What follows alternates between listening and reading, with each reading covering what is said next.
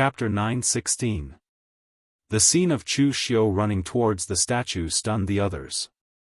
They did not understand what Chu Xiu was trying to do. Xiao Mo had a problem because he touched the statue, and now he was going to touch it. Su Jing was about to say something, but Li Jiaodi had already blocked Chu Xiu's path and said angrily, "Chu Xiu, what are you doing? If you continue to act recklessly, do you want to bury all of us here?" Li Jiaodi had long been unhappy with Chu Xiu's actions.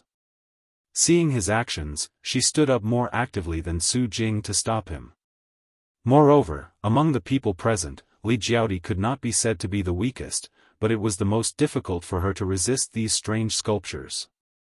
Needless to say, Lin Songlong's strength was definitely at the peak of the true fire spirit refinement realm. Xiao Mo and Su Jing both cultivated the Tao of karma. Putting aside their combat power, at least they would not hurt themselves when dealing with such a situation. Although Yi Bushuan rarely fought in the Jianghu, it seemed that he was not weak. Therefore, among the people present, only Li Jiaodi was in a sorry state. "Get out of the way," Chu Xiu said coldly. He had never had a good impression of this woman. Previously, she had dared to make irresponsible remarks in front of him just because she was an elder of the Hidden Devil clan. She simply did not know what she was doing. Li Jiaodi screamed, "Chu Xiu! Is this your attitude? Last time, you almost implicated the entire Hidden Devil clan. This time, you are still reckless and brainless. If you touch the statue, what if you cause trouble again? You do things impulsively, selfishly, and recklessly. Wei Shuya actually wants you to take over the Hidden Devil clan. I think he is also muddle-headed. He is simply acting recklessly." A cold light flashed in Chu Xiu's eyes. The true fire of inner strength burned in his arm, and he suddenly slapped out. Moreover, although it looked like he had only slapped out, it actually contained the power of the Black Tortoise Divine Palm of the Black Tortoise True Technique. The whistling Gang Qi instantly tore apart Li Jiaodi's protective Gang Qi. Perhaps she had never thought that Chu Xiu would dare to attack her in front of outsiders. Caught off guard, she was sent flying by Chu Xiu's slap and was almost burned by the black flames on one of the relief sculptures. Other than Lin Songlong, everyone else was stunned. Su Jing and Xiao Mo hadn't expected the relationship between the two of them to be so bad that they had no qualms about attacking each other. Although Yi Bushuan had heard some things about the Immortal clan, he did not expect Chu Xiu to fall out with him so easily. Looking at Li Jiaodi, Chu Xiu said coldly, Chu Xiu, don't hit women unless I can't help it. Is old Wei's name something you deserve to call? Are you qualified to tell me what to do? Li Jiaodi, don't provoke me again. I've killed more than 1 or 2 people in the true fire spirit refinement realm. If you have the guts, come and try. See if I dare to kill you. This woman was always confused. Even now, she did not understand what position she was in. Chu Xiu. I'm going to kill you. After being slapped in public, Li Jiaodi immediately fell into a state of madness. All these years, when had she ever been humiliated like this? Because there were relatively few female warriors in Jianghu, Li Jiaodi had been pursued by many people in Jianghu when she was young. To a large extent, her temper was accumulated at that time. Moreover, her luck and her talent were not bad. She actually cultivated to the true fire spirit refinement realm and became one of the big shots of the Immortal clan. Although she did not have much power, many of the younger generation of the Immortal clan treated her with respect. In addition, in the entire Immortal clan, whether it was Wei Shuya or the others, they did not want to lower themselves to the level of a woman. Therefore, she really had an illusion that she was extraordinary. Seeing that Li Jiaodi was about to rush over and fight with Chu Xiu, Yi Bushuan immediately stopped her and advised, "Calm down. Chu is not an idiot. He is also here now. He must know the consequences of touching the statue. Why would he do something that is courting death?" On the surface, Yi Bushuan said so, but he secretly transmitted his voice to Li Jiaodi, the people of Buddhism are still here. This is not the place to fall out. Don't forget, Chu Xiu has never been in awe of the Yinma clan. It's not like he hasn't killed people of the Yinma clan before. Hearing Yi Buxuan's words, Li Jiaodi finally managed to calm down. She did not insist on attacking Chu Xiu. However, at this time, Yi Buxuan smiled bitterly in his heart. The people of the Yinma clan had fallen out with each other, but he was here to mediate. What was this?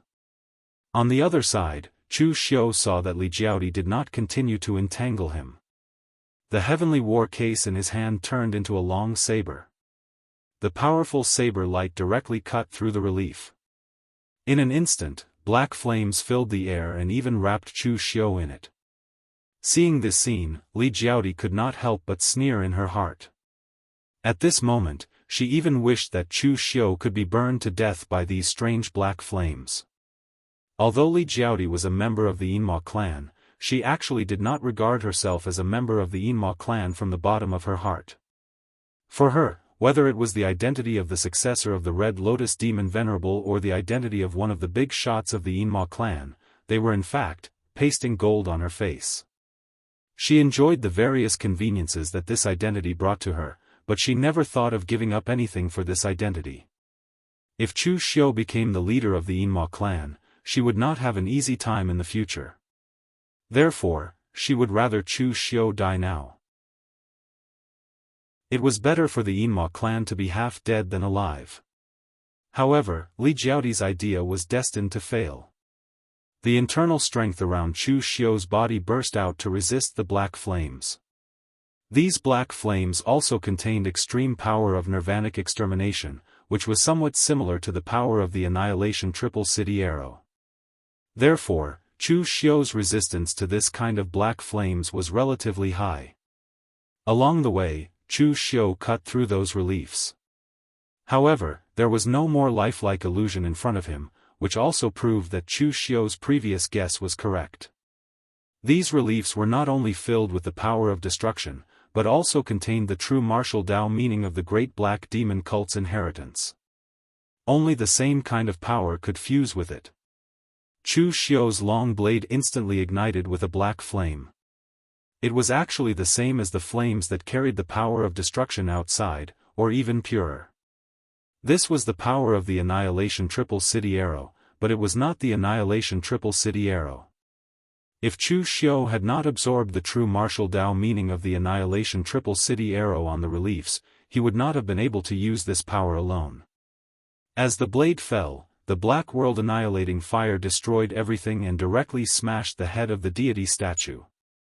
In an instant, an even more powerful world annihilating fire suddenly gushed out from the broken deity statue and poured into Chu Xiu's body. In an instant, that lifelike illusion appeared in front of Chu Xiu again. Shiva, who had 4 arms and 3 eyes, danced in the sky. His dance was so beautiful and magnificent that it could not be described with words. But as he danced, similarly magnificent world-annihilating fire descended, and the ground under his feet began to burn, extinguish, and return to nothingness. Countless figures were constantly wailing and fighting, but under this world-annihilating heavenly might, it did not have the slightest effect. When everything returned to nothingness, green shoots bloomed from the world-annihilating fire. This represented life. In an instant, Chu Xiu seemed to understand something. The extreme of destruction was originally life.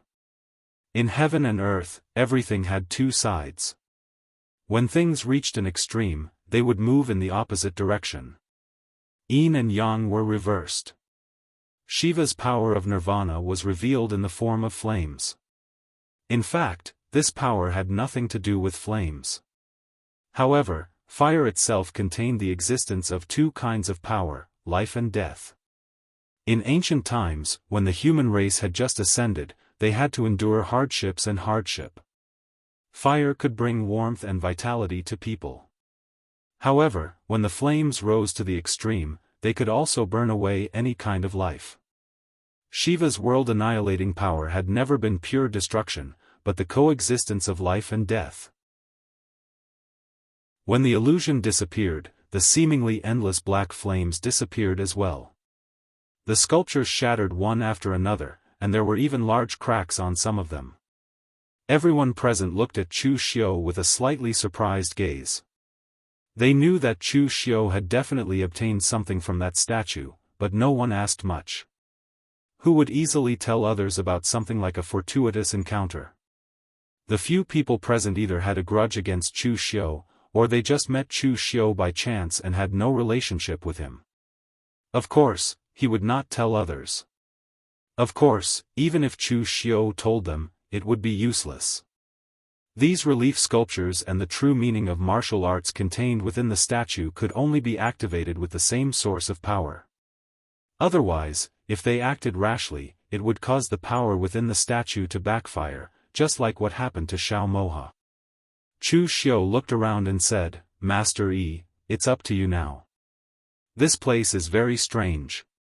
Don't tell me that the entire ancestral ground of the Mahakala demon sect is actually just this hall." When the black world annihilating flames completely disappeared, everyone finally had the time to size up their surroundings. However, the strange thing was that the hall around them was a dead end.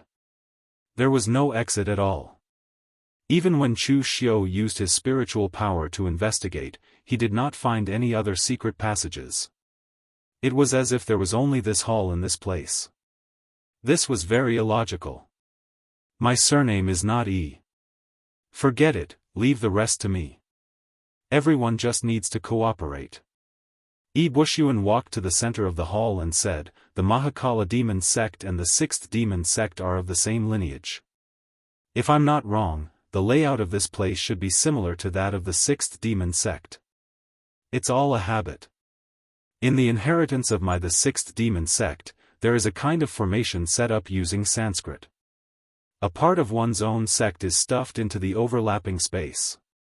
This way, it helps in concealment, and in case someone attacks, it's also convenient to hide one's strength." The others had strange expressions. They had long heard that the 6th demon sect was divided into 6 skies of the desire realm. So it meant that it was divided into 6 overlapping spaces. However, although this method was secretive, it was a little sneaky. It was very different from the current habit of the Central Plains warriors of building their sects in a grand and luxurious manner. Chapter 9:17. Yi Bushuan stood in the middle of the dilapidated hall and formed seals with his hands. A mysterious aura drifted out from his body and spread throughout the entire hall, constantly wandering and searching. In the end, there was a sudden burst of spatial fluctuations from 3 directions in the hall, and the space flickered like ripples on water. Yi Bushuan hurriedly said, "Everyone, these 3 places are the portals. I can only find them. If we want to open them, we need a special secret technique. Right now, we don't have a way to enter, so we can only rely on you to forcefully break them." As soon as Yi Bushuan's voice fell, Lin Canglong blasted out a punch. Amidst the roar of a dragon, the punch directly shattered the portal. Chu Xiu also slashed down with his saber, and the saber, which contained traces of the power of nirvanic extermination, split a portal in half. The last portal was directly shattered by a Buddhist seal from Su Jing. Looking at the 3 portals, Yi Bushuan said, "Everyone, there are 3 portals here. Shall we explore them separately or enter together?" Everyone present looked at each other and did not speak, but their meaning was already very clear. Of course, they would enter together. If they explored separately, who knew what the other party had and what they had here? This kind of thing was too much of a test of luck. Other low-level warriors were willing to try their luck, but for the warriors in the true fire spirit refining realm present, they believed in their own strength more and would rather snatch the treasures after discovering them. Yi Bushuan shrugged and took the lead to walk into a portal, and the others followed. Inside the portal was a long corridor, and the walls of the corridor were engraved with all kinds of strange patterns. However, the expressions of Su Jing and Xiao Maha became a little ugly, because there were many Buddha statues of the Buddhist sect on the wall. Although these Buddhas looked a little strange, they were indeed deeply connected to some of the Buddha statues of the Buddhist sect. At a glance, they could tell that they came from the same source. At this time, Chu Xiu suddenly looked at a mural and asked in surprise, "Master Yi, what does the Sanskrit on it mean?" Yi Buxuan seemed to have acquiesced to this title and did not subconsciously correct it. He took a look at the mural and said, "This is the origin of the great black heavenly demon cult's name. They worship the guardian god, the great black heavenly demon god. Of course, this is just a title given to them by the Kunlun devil cult in the past. If you translate it according to these Sanskrit words, hee." Yi Buxuan suddenly let out a strange laugh. He looked at Su Jing and Xiao Maha and said in a low voice, "According to the Sanskrit translation, it should be Vairocana Buddha. Of course, he has another name, Vairocana." The reason why Chu Xiu was interested in this mural was because it was 80% similar to Vairocana. The other 20% was different because the Vairocana in the mural had 4 arms. Furthermore, it was not the dignified image of a normal Vairocana. Instead, it was slightly ferocious and angry.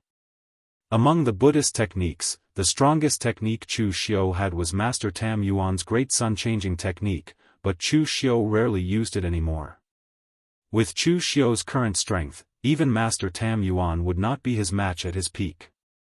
Naturally, this technique was not very useful to Chu Xiu. However, when he saw the mural just now, he suddenly had a strange feeling, as if he had thought of something, but also as if he had not. At this time, Su Jing's smile darkened, and he said coldly, "Nonsense. How could Vairocana be translated as such an evil god?" Yi Buxuan said calmly, "It's up to you whether you believe it or not. The mural is placed here, and even a blind person can see the connection between him and Vairocana. Oh, Master Xiao Moha, please don't mind me. I'm just giving an example, not talking about you. Even if you don't know Sanskrit, there are definitely some Sanskrit classics left in your temple. If you don't believe me, then make a copy of this Sanskrit, and go back to see if it's the same as the Sanskrit of Vairocana described in your temple." Both Su Jing and Xiao Moha's faces darkened, but the truth was right there. They could not do anything about it even if they did not believe it. However, Chu Xiu was currently staring at the mural of Vairocana, or Mahakala. His gaze became extremely strange. On one side, there was a resplendent Buddhist light, and on the other side, there was an apocalyptic demonic flame. He seemed to have understood something. Mahakala was Vairocana, and Vairocana was Mahakala. One represented blazing vitality, and the other was gloomy annihilation. Just like the apocalyptic flames, when things reached an extreme, they would move in the opposite direction. The legacy of this Mahakala demon cult was indeed extraordinary. Disregarding all the complicated appearances, its source was still yin and yang, life and death. Yi Buxuan exclaimed, "Official Chu, official Chu." Chu Xiu came back to his senses, and casually said, "It's nothing, let's continue." The group continued forward, and at the end of the corridor were rooms. They should be the residences of the disciples of the Mahakala demon cult. Chu Xiu and the rest went over to check, and all of them were empty. This bunch of people seemed to be like ascetics. Other than some clothes and other things, they did not even have any elixirs for cultivation. It seemed like the people of the Mahakala demon cult had all left the southern wilderness, and this place had been abandoned by them. However, everyone still felt that it was a little strange. The construction of this place was a little too crude. Since this place was the ancestral land of the Mahakala demon cult, even if they had migrated out of the southern wilderness 500 years ago and headed to the central plains to spread their teachings, this place could have been thrown here and completely abandoned, right? The group continued forward, and at the end of the corridor was also a room. To be precise, it should be a small palace. Everyone looked at each other. This place should be the residence of the person in charge of the Mahakala demon cult in the past. Yi Buxuan took a look at the door, shook his head, and said, "There's an array restriction, we need to think of a way." Before Yi Buxuan could finish his words, Lin Canglong, who was at the side, had already punched out directly at the door. Ippo Sun was instantly shocked. Were the people in the heavenly gates all crazy? Weren't they afraid of triggering some array to destroy the things inside? But fortunately, the array on the door was purely used as a door lock. After being smashed by Lin Sanglong's punch, it only gave off a burst of light, and there were no other effects. Lin Sanglong said indifferently, "Think of a way." Troublesome. Yi Buxuan looked at Lin Sanglong with a strange gaze. This was how the people of Heavenly Gates did things? What a weirdo. However, he also knew the strength of the Heavenly Gates' divine general, so he didn't get angry. Everyone just pushed the door open and entered the hall. There were more things left in this hall. Apart from clothes, there were all kinds of strange things, such as small Buddha statues and god statues. Moreover, they weren't carved with stones like the ones outside. Although they didn't know what material they were made of, they were much more exquisite and contained a strong power of nirvanic extermination. However, these things weren't of much use. These Buddha statues and god statues were purely used for worship. The power of nirvanic extermination on them was also the result of a long period of worship, so they weren't treasures. At this moment, Yi Buxuan's heart suddenly stirred, and he subconsciously looked in a direction. Although the cultivation method he cultivated was different from that of the Mahakala demon cult, they came from the same source, so he was very sensitive to some of the powers in this place. However, everyone present was in the true fire spirit refinement realm, especially Su Jing and Xiao Mo. Both of them cultivated the path of karma, so their perception and mental strength were even stronger. When Yi Buxuan moved, he was immediately detected by them. Since he had been discovered, Yi Buxuan didn't hide anymore. He waved his hand, and his gang qi directly smashed one of the walls. There were many boxes inside, and there were some bottles and jars, as well as some random things. Clearly, they were the personal belongings of the previous owner of this place. There weren't many valuable items among them, but one of them caught their attention. It was something like a scroll, and there was a faint wave of the power of nirvanic extermination coming from it, as well as a faint smell of blood. Being watched by everyone, no one could take it alone. Yi Buxuan waved his hand, and he directly rolled the scroll over with his gang qi, and placed it in the middle of everyone. Touching the material of the scroll, Yi Buxuan raised his eyebrows and said, "It's made of human skin, and it's the human skin of a martial artist who specializes in body refinement. The weakest is at the real pellet state, and it can ensure that it won't rot for thousands of years." Everyone present raised their eyebrows subconsciously. Using the human skin of a real pellet state martial artist as a scroll, this is a bit too generous. Yi Buxuan opened the scroll, and it was filled with dense Sanskrit. Only Yi Buxuan understood these things, and even he was actually a little stumbling in reading them. After all, the sixth heavenly devil sect had existed for so many years, and had been passed down from generation to generation. Even the ancient books and records of the sect, which had been written entirely in Sanskrit, had been replaced with the current language. He could distinguish a few individual words, but reading out a long string of Sanskrit words was a bit difficult for him. After a long while, Li Jiaodi said anxiously, "What is written on it? Is it a technique or something?"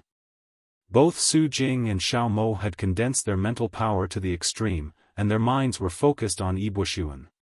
In terms of cultivation in divination, Su Jing and Xiao Mo were definitely at the Grand Master level, and they were qualified to stand at the pinnacle of the martial world. Therefore, their mental power and perception were almost far superior to the martial artists of the same rank. Under the joint efforts of the two of them to monitor with mental power at the same time, even if Yi Buxuan told a lie, they would be able to see through it. Of course, Yi Buxuan wasn't going to lie, because this thing was not a treasure like a technique. Yi Buxuan put down the scroll and took a deep breath. This thing was recorded by the master of the Mahakala demon cult in the past. It's not a diary. To be precise, it's a mission record. What's written on it is a bit shocking. The Mahakala demon cult, to be precise, is not a sect at all, but an existence from the outside world. Chapter 9:18. Even if Ibushuan didn't say it, everyone present knew that it was definitely not a diary. What kind of decent person would write a diary? Who would write down their inner thoughts in a diary? How could they be considered as inner thoughts if they were written down? Apart from those who were truly innocent and unguarded, those experts who had reached a high position, who would write such a thing? Looking at Ibushuan's sigh, Li Jiaodi couldn't help but anxiously say, "Don't keep us in suspense." "What do you mean? What do you mean by coming from outside the domain?" Ibushuan glanced at Li Jiaodi. Chu Xiu also glanced at Li Jiaodi. This woman really didn't know how to speak. It should be said that she didn't know what she was talking about. Ibushuan was the sect master of the 6th demon sect. He was in charge of a top-notch Devil Dao sect. His strength was considered one of the upper echelons even among the Bright Devil and Hidden Devil sects. And what about Li Jiaodi? Ibushuan could represent the entire 6th demon sect, but Li Jiaodi couldn't represent the entire Hidden Devil sect. She actually dared to shout and wrangle in front of Ibushuan. This was because Ibushuan had a good temper. If it was Chu Xiu, he would probably have given her another slap. He paused for a moment before continuing. According to what is written on this scroll, our so-called Mahakala demon cult, to be more precise, should be the Sanskrit sect, Shiva temple, and Mahakala deity palace. Therefore, the entire Mahakala demon cult is only a branch of the Sanskrit sect. Everyone present, except for Lin Songlong, had their expressions change. If it was as Ibushuan said, this was a little terrifying. Although the great Mahakala heavenly demon cult was easily annihilated by Dugu Weiwa in the past, the one who did it was Dugu Weiwa. Without Dugu Weiwa, what kind of strength would the great Mahakala heavenly demon cult have? It would definitely belong to the upper echelons of the pugilistic world.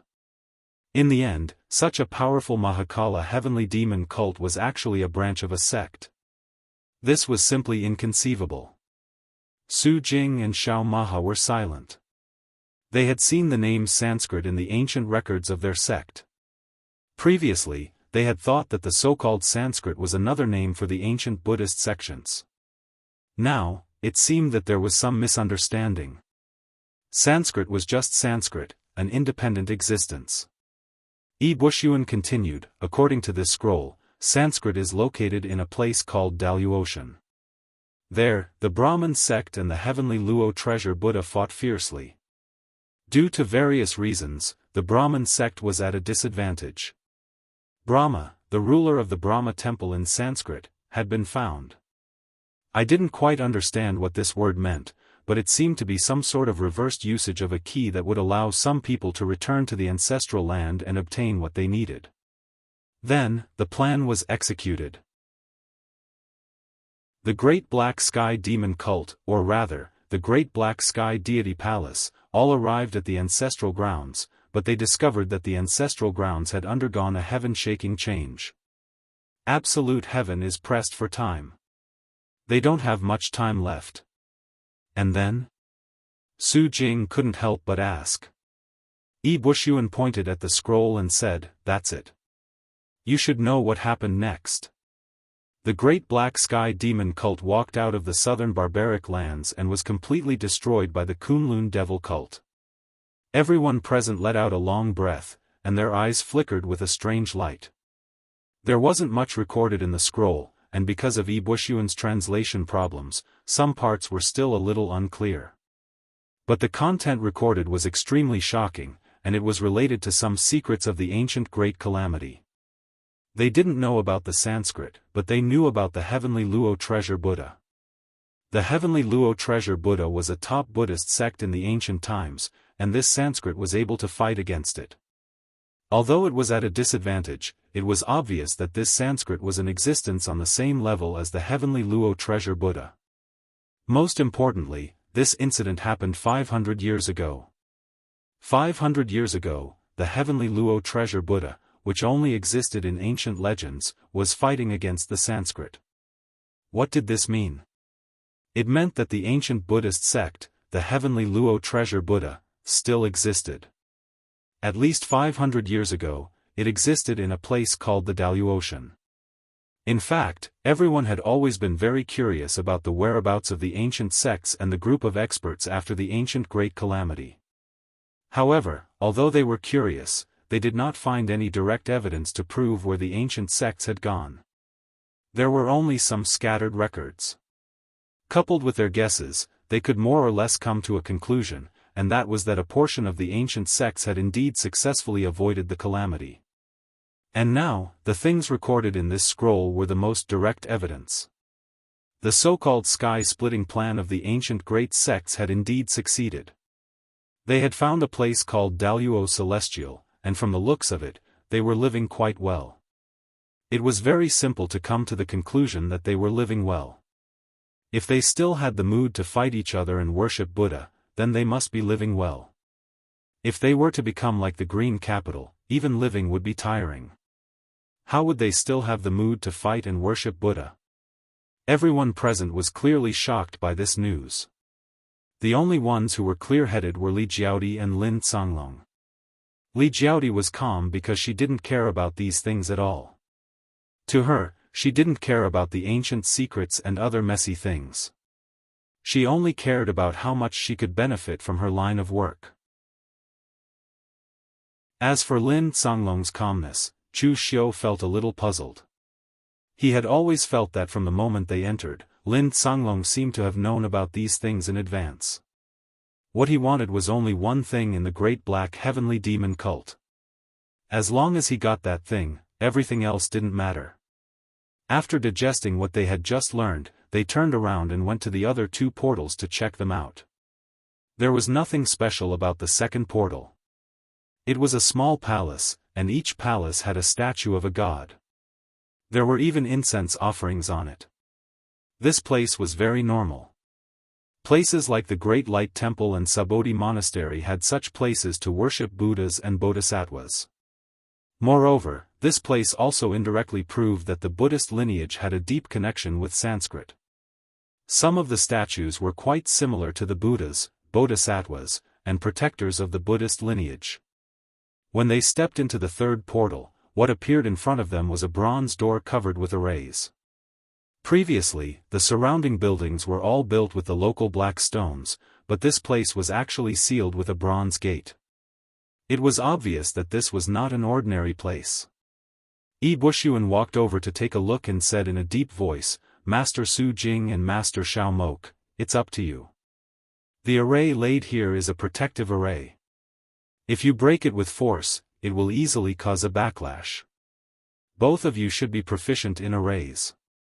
Break the array with an array and open this door." Su Jing and Xiao Mok did not waste any time and immediately took action. They used some extremely simple tools to set up an array and collided with the array on the bronze door, finally destroying it. It seemed like the people from the Great Black Heavenly Demon cult had really been in a hurry. Although the portal seemed to have been built with some effort, the strength of the array was not too strong. After pushing open the door, what appeared before everyone's eyes was a place similar to a treasure vault. Everyone's eyes lit up. This was the place they were looking for. Even if the Great Black Heavenly Demon cult had been in a hurry, they must have built such a place and left their precious items here. This was so that if they carried their items with them, they would lose them or fall into the hands of others if something happened to them. Before everyone could react, Lin Songlong's figure shot out like a cannonball. In the blink of an eye, he appeared in the treasure vault and grabbed something. This divine general of the heavenly gates had always kept a low profile. Apart from Chu Xiu, the others had almost ignored him. When they saw that Lin Songlong had made the first move, Su Jing and Xiao Mok immediately acted to stop him. No matter what Lin Songlong wanted, he couldn't let Lin Songlong take the initiative. Su Jing formed a Buddhist seal, and the moment Lin Songlong landed, he took the initiative to step into a golden lotus. In an instant, he was covered by a Buddhist light. At the same time, Xiao Mok chanted Buddhist scriptures. Amidst the faint sound of Buddhist chanting, a hazy Buddhist shadow descended, seemingly suppressing him. Lin Songlong snorted coldly and transformed into a huge dragon. As the dragon roared, it fought against the heavens. A powerful and terrifying fist intent tore everything apart. As the dragon roared, the golden lotus shattered and the Buddhist shadow was smashed by Lin Songlong's fist. Su Jing and Xiao Mok's expressions changed. They had not expected this divine general of the heavenly gates to be so exaggerated. Even when the two of them attacked together, they were unable to stop him. Chu Xiu had originally wanted to attack as well. However, when he saw the thing that Lin Songlong was heading towards, he stopped in his tracks. There was only one thing in the direction that Lin Songlong was heading towards. It was a box with a stone on it. However, there were extremely complicated patterns on it. It looked like it had been carved by someone, but it also seemed natural. This thing was extremely familiar to Chu Xiu. It was the sky key that was currently in his dantian. The people of the heavenly gates had actually come for this thing. Previously in the illusory 6 realms, Kuang Xieyue had obviously come for this thing as well.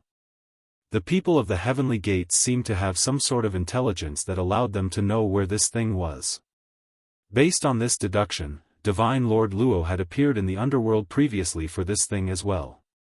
Lin Songlong had been talking about the heavenly gates mission. It was obvious that their mission was to collect this sky key.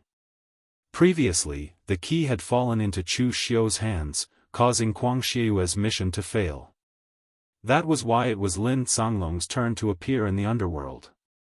However, Chu Xiu was still surprised. What exactly was this key used for?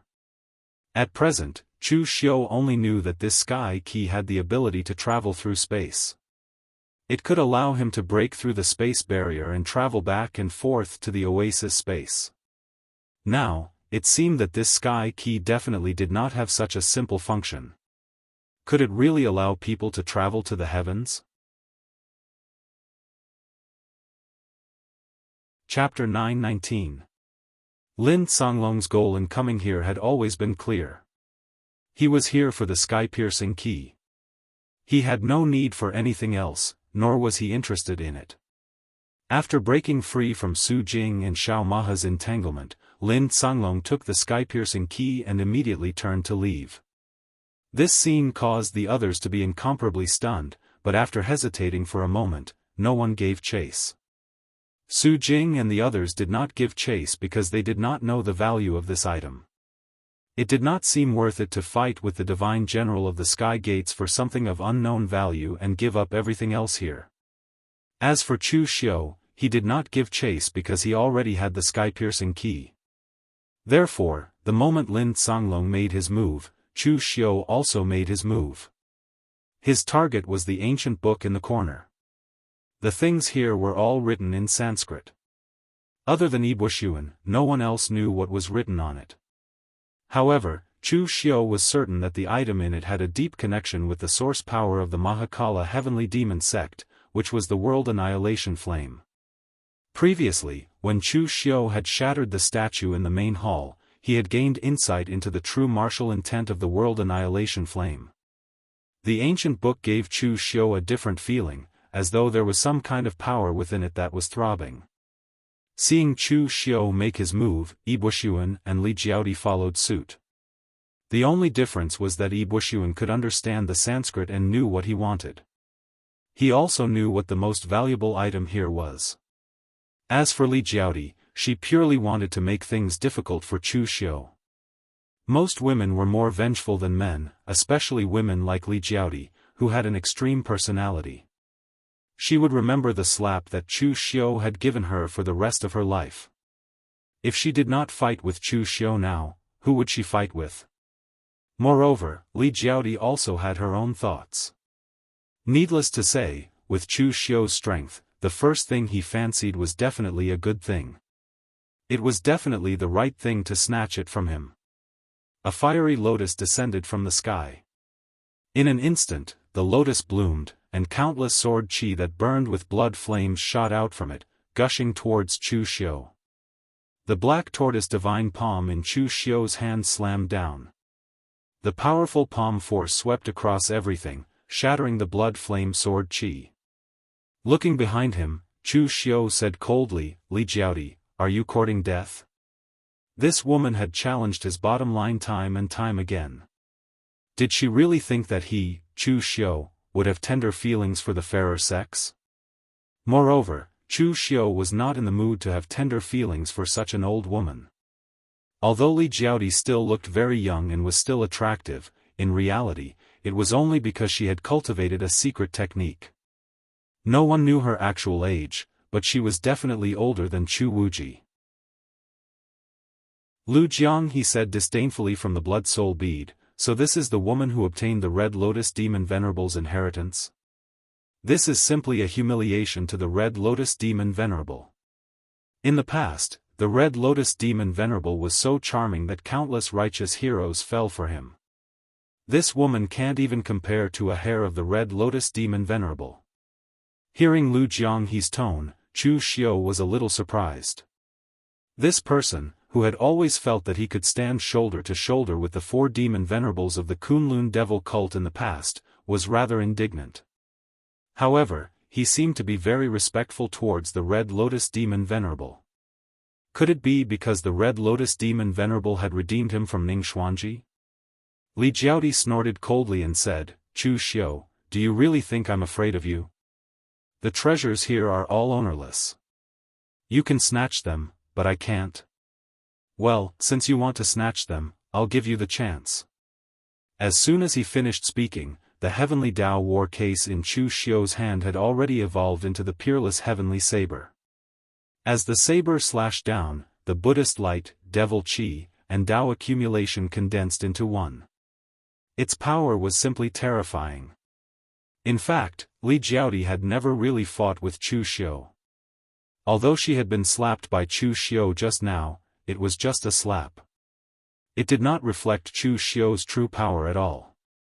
It was not until she really started fighting with Chu Xiu that she realized how terrifying Chu Xiu was. His powerful power was almost enough to make people despair. The crimson-red longsword in Li Jiaodi's hand rippled like a blooming lotus petal, barely blocking Chu Xiu's saber.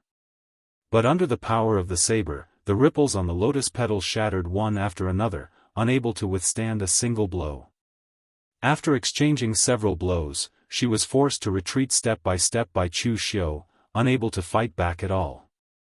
At this time, Su Jing, Shao Mok, and Yi Buxuan had already begun to plunder the treasures, but Chu Xiu had no intention of competing with them. He kept chasing after Li Jiaodi. Li Jiaodi could not help but scream, "Chu Xiu! Aren't you afraid that you won't be able to get anything in the end?" At this time, Li Jiaodi was also somewhat regretting provoking Chu Xiu at this time. Who would have thought that Chu Xiu would attack her like a madman, not even bothering to snatch the treasures? "Won't get it? There's no need for you to worry. I'll deal with you first, and even if I can't get the other things, I'll still be able to snatch them." As soon as he finished speaking, Chu Xiu slashed out with his sea-cleaving saber. Although they were in an extremely narrow space, and Chu Xiu was already suppressing his power to prevent the power of the saber from spreading, it was still astonishing. Li Jiaodi could not help but curse when she felt the power of the saber. Her left hand slid across the tip of the sword, and blood flowed in an instant. But the blood that streaked across the air turned into a red lotus mark, branded between her brows, crimson like a flame. At this moment, Li Jiaodi's aura had already undergone a great change. The tip of the sword pointed forward, seemingly slow, but it left a lotus mark in the air. The blood-red lotus bloomed, and the fire-like sword chi was like the rising sun. It dyed everything red, and it extinguished Chu Xiu's sea-cleaving saber. Chu Xiu raised his eyebrows. Li Jiaodi still had some foundation. Legend had it that she had inherited a portion of the Red Lotus Demon Venerable's legacy. Although according to Chu Wuji, she had only inherited some scattered remnants of the Red Lotus Demon Venerable's legacy, it was still left behind by one of the 4 Demon Venerables in the past. Its power was still shocking enough. At this moment, Lu Jianghe was especially agitated, and he said with a look of disgust, "This kind of trash actually learned the Red Lotus Demon Venerable's Red Lotus Mark of Hellfire. This is simply an insult. Chu Xiu, kid, the Red Lotus Demon Venerable's Red Lotus Mark of Hellfire condensed the hellfire on her body, and her state of mind was burned by the hellfire. That was how she was able to use the Red Lotus to protect her state of mind and condense this mark.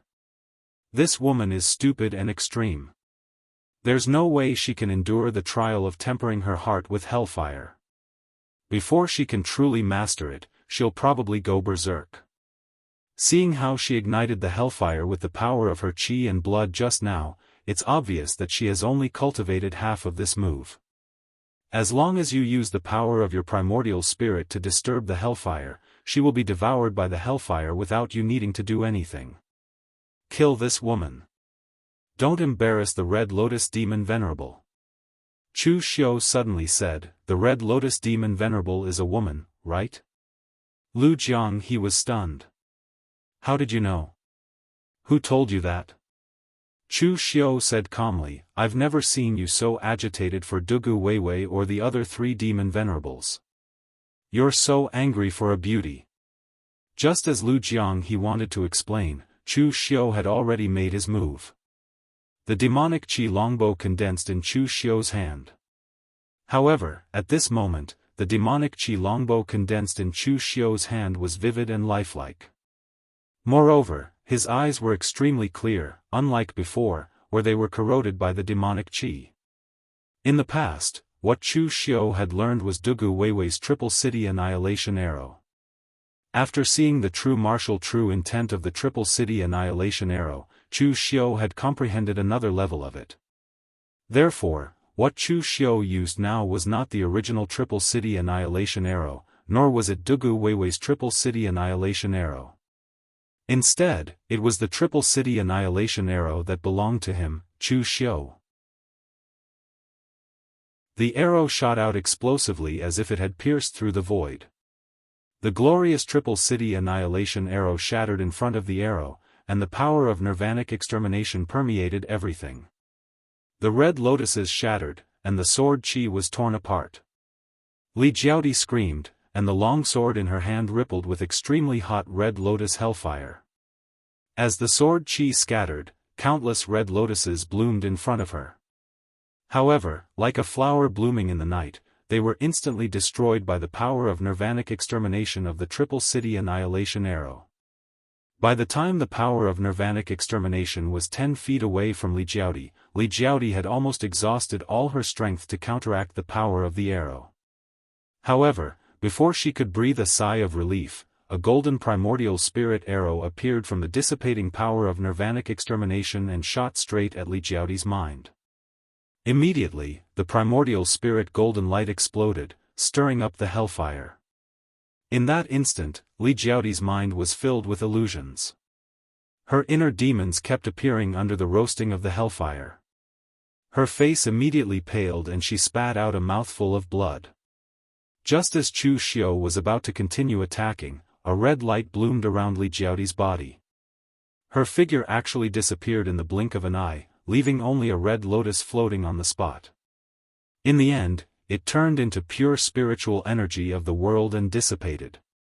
Chu Xiu was stunned. "You didn't tell me that she knew this move." Even Chu Xiu couldn't figure out how Li Jiaodi managed to escape.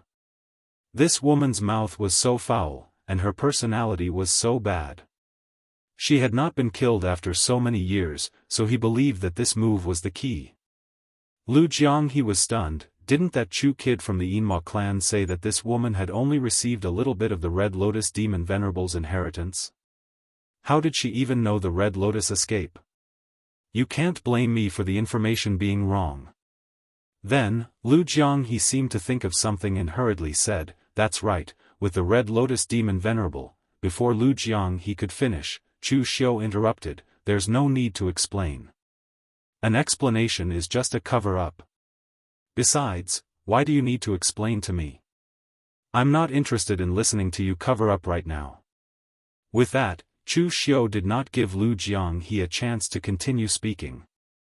He immediately ran over to Su Jing and Xiao Mok. Just now, he had been staring at Li Jiaodi as she fought. Xiao Moha and Su Jing had already plundered everything that could be plundered and were rushing towards the ancient books that Chu Xiu had seen. He had no time to waste with Lu Jianghu. Chapter 920. In the eyes of Su Yan and Xiao Mok, the battle between Chu Xiu and Li Jiaodi was a dogfight. They were happy to see the internal strife of the Yinma lineage, but they had not expected Chu Xiu to finish off Li Jiaodi so quickly and attack them in the blink of an eye. In terms of pure combat strength, both Su Jing and Xiao Mok were actually inferior to the current Chu Xiu. However, warriors who cultivated the Tao of Karma had a slightly different battle style from others. The difficulty of dealing with them was not something that ordinary people could compare to. However, the result was very different when they encountered Chu Xiu. Chu Xiu had not cultivated the Tao of Karma that was purely used for divination, but the heaven sun gazing at air could be considered a secret technique that could deduce the secrets of heaven. Now, Chu Xiu no longer used the heaven sun gazing at air to fight his enemies. At most, he would use the heaven sun gazing at air to lock onto his opponent's dodging position in advance when he used the triple city destruction arrow. Every arrow was almost guaranteed to hit its target. This was not because the heaven sun gazing at air was not strong enough, but because the current Chu Xiu's martial path was already more inclined toward suppressing others with strength. He directly used strength to crush his opponents. However, now that he was facing Su Jing and Xiao Mok, the heaven sun gazing at air came in handy once again. Su Jing formed a Buddhist seal with his hand, and Buddha shadows descended one after another, crushing towards Chu Xiu. However, every Buddha shadow seemed to target all of Chu Xiu's weaknesses. Although Xiao Mok had lost his sight, his perception had increased by a notch ever since he lost his sight. He chanted Buddhist mantras, which resounded in Chu Xiu's mind, but in reality, it was also weakening his perception. At the same time, the two of them were constantly deducing all the flaws in Chu Xiu's body, as well as all of his subsequent changes, and so on. Two of the strongest existences in the Buddhist sect who cultivated the Tao of Karma joined hands to divine a person. They could divine almost from the beginning of the fight to the end. Even if there were 10,000 changes, they could divine it. However, when they started to deduce Chu Xiu, they discovered that there was actually another force on Chu Xiu's body that was resisting their deductions, and it magnified every result by 1,000 or 10,000 times. In this way, not to mention 10,000 possibilities, there were even 100,000 or 1,000,000 possibilities. Although they cultivated the Tao of Karma, it was actually just a secret technique to steal the secrets of the heavens. Only gods and Buddhas could truly take every possibility into account. They were not gods or Buddhas. They were still humans. Hence, they could not divine such an outcome. Su Jing and Xiao Mok turned their heads towards each other at the same time. Su Jing was looking at Xiao Mok, while Xiao Mok was looking at him out of habit. This situation could only mean one thing. Chu Xiu had also cultivated a secret technique that involved the Tao of Karma. Furthermore, his level of cultivation was not low. However, what they could not understand was how someone like Chu Xiu was able to cultivate such a secret technique. Where was the justice in this world? Before they could recover from their shock, Chu Xiu had already made his move. The sea-cleaving saber swept everything with its monstrous might. The sharpness of the saber forced them to retreat. At this moment, Chu Xiu formed a Buddhist seal with his hand and cast the great sun-shifting technique that he had not used for a long time. The Mahavirokana Dharma appeared behind Chu Xiu. It struck with its palm, and the scorching and dazzling Buddhist light suppressed everything. Su Jing and Xiao Mok felt very uncomfortable when they saw Chu Xiu, a person of the demonic path, use the Buddhist Dharma. However, they could still withstand this move. Su Jing's white and plump smiling face was solemn and serene. He unleashed the 9 transformation lion roar of the Great Light Temple. Every time he roared, there would be ripples, and the Buddhist light in front of him would dissipate. On Xiao Mok's side, there were thousands of Buddha shadows circling around him. They were bathed in the light of the great sun. Not only were they unharmed, but they were also absorbing the power of the light. However, at this moment, something strange happened. The Mahavirokana Dharma behind Chu Xiu suddenly changed. A black dot appeared on the forehead of the Dharma. As the black dot gradually expanded, the solemn Mahavirokana Dharma turned into an angry one. 2 arms appeared behind him, and they formed a seal at the same time. In an instant, the black dot had completely infected Mahavirokana, turning him into the Mahavirokana demon god. Mahavirokana, Mahavirokana. The pinnacle of light was darkness. The Mahavirokana chanted, but what it brought was endless eternal night. In an instant, Su Jing and Xiao Mok's vision went dark. Endless power of nirvanic extermination invaded their bodies. Under this pressure, they could not sense anything. They could only use all the power in their bodies to resist it. Yi Bushuan, who had already gotten what he wanted, had been observing the battle between Chu Xiu, Su Jing, and Xiao Mok. He was not of the lurking devil lineage, so he would not help Chu Xiu if he wanted to take the treasure. However, he was of the demonic path. Furthermore, he was from the 6th demon sect, which had a great feud with the Buddhist path. Therefore, he had already made plans. If Chu Xiu was at a disadvantage and in danger, he would help. He could discuss the Buddhist path, and he could earn a favor from the lurking devil lineage. However, after seeing Chu Xiu make his move, he knew that he could only watch from the sidelines. Chu Xiu's victory was already secured. It was no wonder that an old monster like Wei Shuya would treat Chu Xiu as his successor.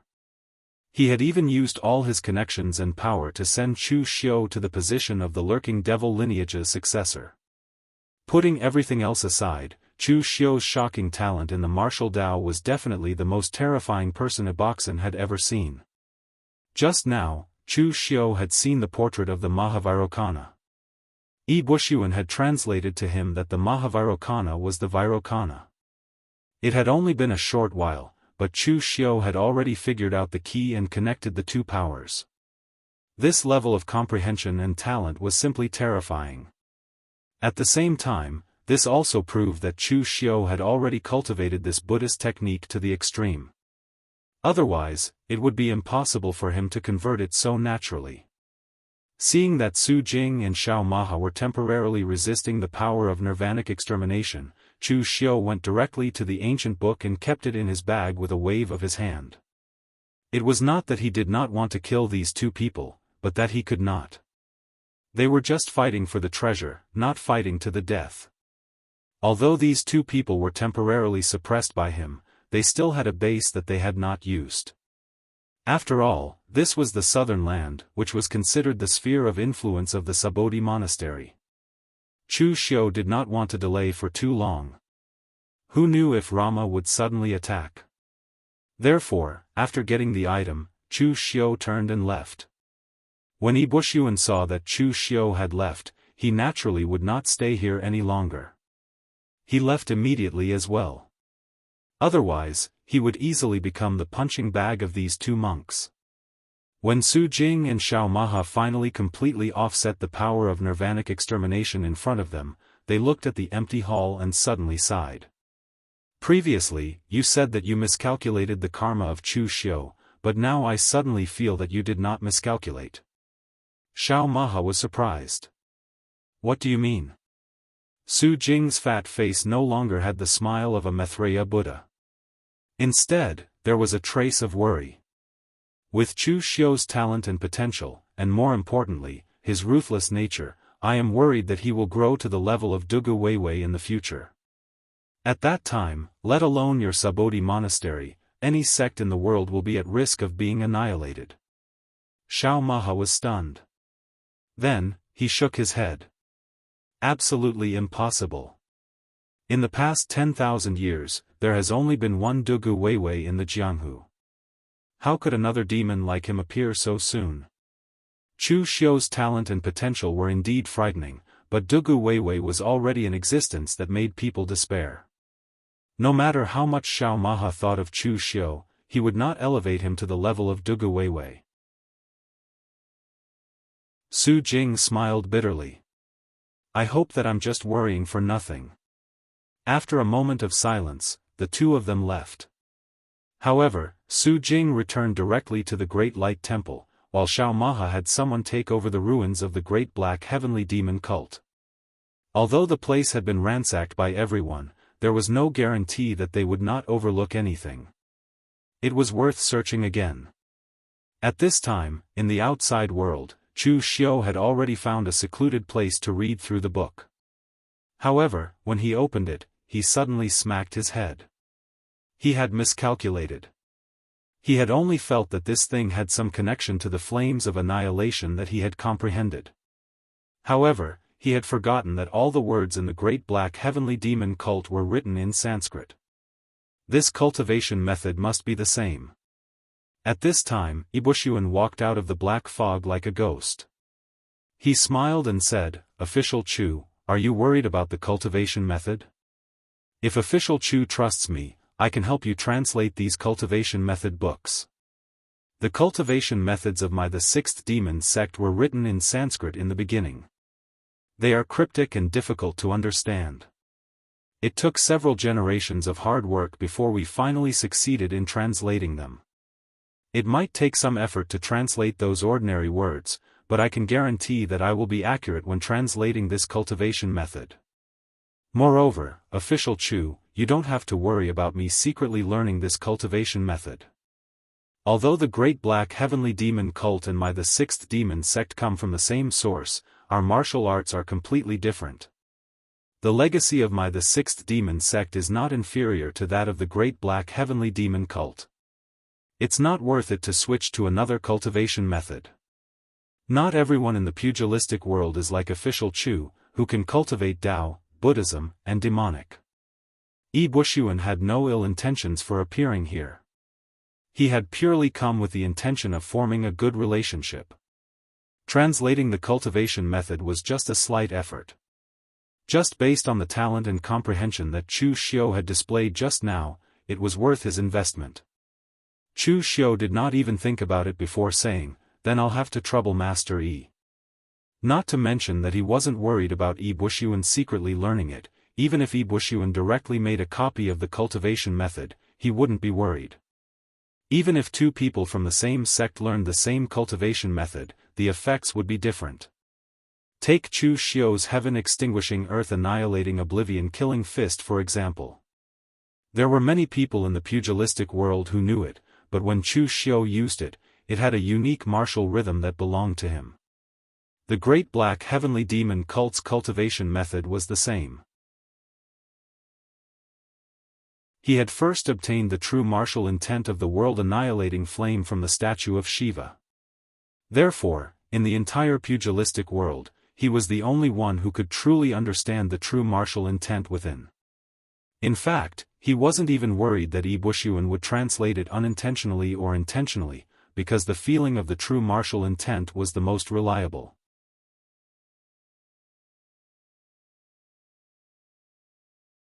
Chapter 921.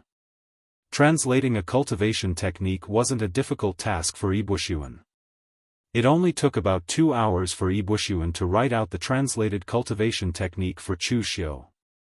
Letting out a long sigh, Bushuan said, this cultivation technique is the core secret technique of the Great Black Heavenly Demon sect.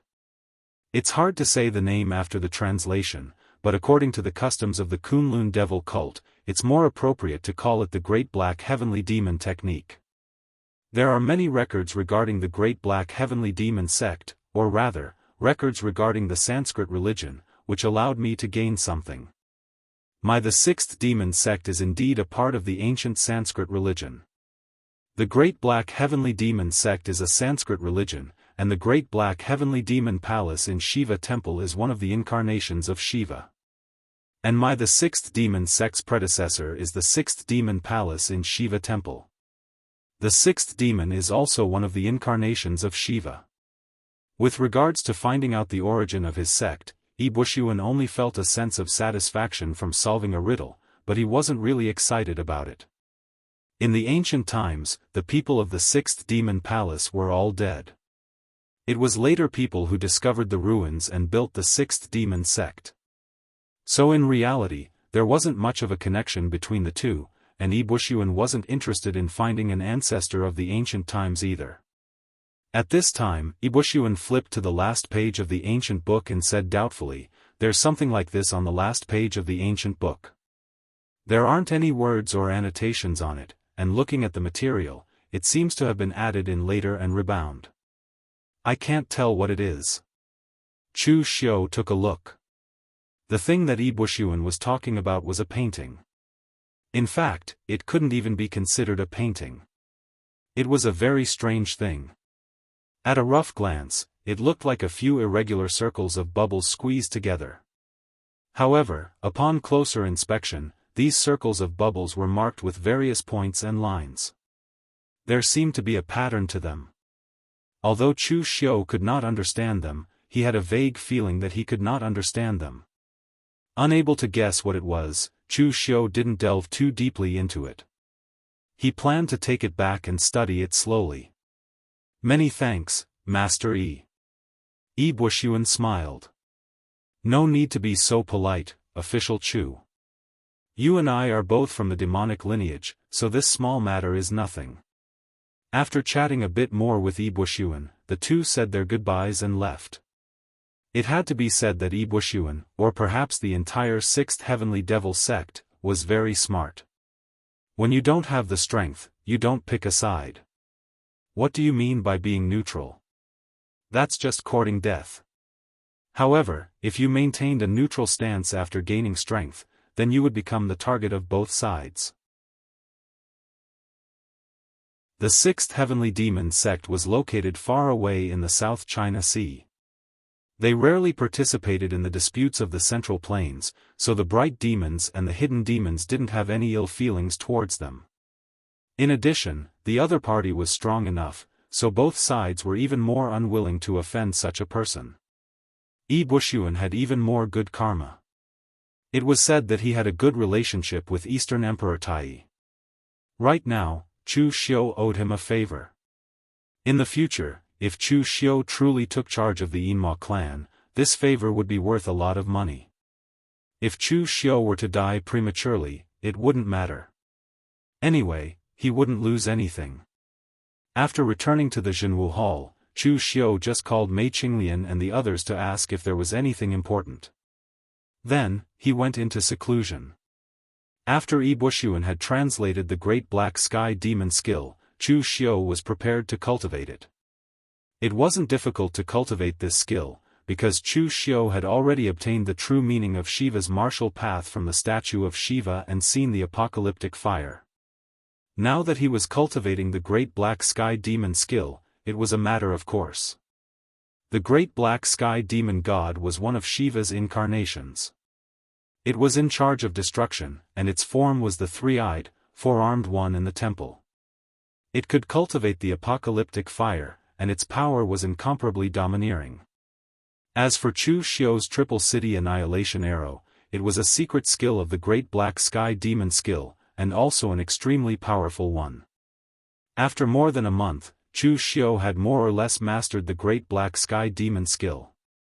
Looking at the drawing on the last page of the book, Chu Xiu thought for a moment, then sent for Grandmaster Yuan Ji. Among the people under Chu Xiu, when it came to miscellaneous knowledge, no one could compare to this unorthodox divination Grandmaster.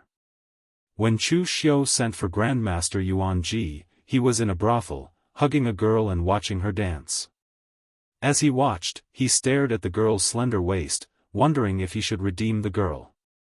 During this period of time, Grandmaster Yuan Ji could be said to be very comfortable. He was originally a Northern Yen person. Previously, he was the #1 fortune teller of the Northern Yen and had a great reputation in the Northern Yen. It was only because of Nie Renlong that he was forced to leave the Northern Yen. Now that he was back, it could be said that he was returning to his hometown with glory. Moreover, compared to his previous reputation as the #1 fortune teller, he now had the backing of someone. Other warriors of the Jianghu Hall had to go out and suppress the martial arts of the Northern Yen to prevent some people from causing trouble and maintaining order. Although they were not too busy, they still had things to do. However, Grandmaster Yuanji was a fortune teller. Naturally, he would not do things like fighting and killing. Therefore, he returned to his old profession in Yanjing City, which was fortune telling. Of course, it was not cheap. Chu Xiu knew all this, but he did not stop them. As long as his subordinates maintained absolute loyalty and execution ability, he did not care about anything else. Of course, Grandmaster Yuanji was also very tactful. He paid a high price for fortune-telling for the high officials and nobles in Yanjing City, but he did not charge a single cent for fortune-telling for the people of the Jianghu Hall. Previously, the 13th prince of the Northern Yen, Xiangchong, came to find him for fortune-telling. He actually asked him to tell if he had the appearance of a real dragon. This almost scared Grandmaster Yuanji. How could fortune-telling be done so casually? How could it be done so casually? Fortunately, Mei Qinglian had arrived in time, which allowed him to escape this calamity. However, Mei Qinglian also made it very difficult for him. Mei Qinglian also asked him to tell her fortune, but Mei Qinglian actually asked Yuanji to tell her marriage. Yuanji was too embarrassed to say that he had predicted that Mei Qinglian had the fate of a jinx to her husband. Ordinary people could not control her. Therefore, Grandmaster Yuanji could only say a lot of good words, which sent Mei Qinglian away. At this time, hearing Chu Xiu's summon, Grandmaster Yuanji did not care about her small waist. He immediately let go of the girl in his arms and went to see Chu Xiu. When Chu Xiu saw Grandmaster Yuanji panting and running over, he wondered, "What have you been doing? Are you not in the Jianghu Hall?" Grandmaster Yuanji smiled awkwardly. "I went to the martial arts practice field to cultivate. Although it was useless, I took it as a way to strengthen my body." Chu Xiu did not care. He handed the strange pattern to Grandmaster Yuanji and told him about the Mahakala demon cult. Then, he asked, "Can you tell what this thing is?" The Mahakala demon cult placed it on the last page of their cultivation manual. Obviously, this thing is also extremely important to them. Grandmaster Yuanji took a deep breath, and the expression on his face became solemn. The things that Chu Xiu told him challenged his worldview. Among them, there were also some secrets from ancient times and so on. Grandmaster Yuanji looked at it for a long time before saying, "Official Chu, to be honest, I have never seen this thing, but I have some guesses." "Feel free to say it." Grandmaster Yuanji said, "Official Chu, do you think the world we are in is round or round?" This was not the Earth of Chu Xiu's previous life. This world was actually very strange. The West Pole was an uninhabited desert, the North Pole was a wasteland, the South Barbarian was a mountain and bordered the sea, and the East Pole was a sea. It was said that a powerhouse once built a huge ship and headed to the South Sea.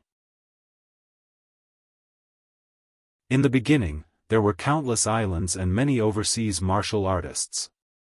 However, as he headed further south, there were endless storms that even tore his ship apart. He relied on his powerful cultivation to tread on the water, but at the end of the South Sea, there was only a boundless abyss cliff that devoured the seawater. It was as though there was no end to it.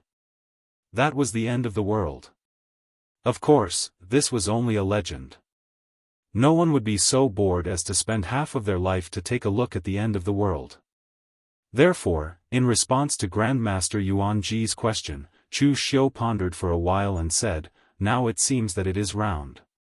Grandmaster Yuanji said, "About that, it's both right and wrong.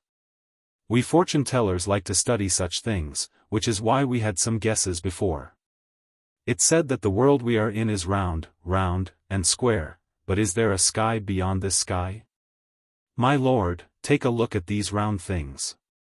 If they are skies, then our world is within them. However, there are other skies beyond the skies, and within the skies, there is another world. 1, 2, 3, 4, 5. 5 skies surround each other and form another circle, while the outside world is another boundless sky, forming another round sky.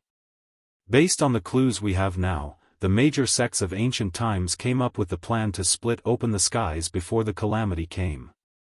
In that case, they must have broken through this layer of the sky and gone to another. Moreover, the fact that members of the Black Sky Demon cult could return from that heaven meant that these heavens were connected to each other. I don't understand the various lines and nodes in the pattern, but it's clear that they are the key to the connection between the skies. Having said all that in a single breath, Grandmaster Yuanji breathed a long sigh of relief. Those things were rather shocking, and even if he had deduced everything, he would not dare to say that everything he thought was correct. Therefore, he paused for a moment before saying, "Official Chu, these are just my guesses. They cannot be taken seriously without evidence."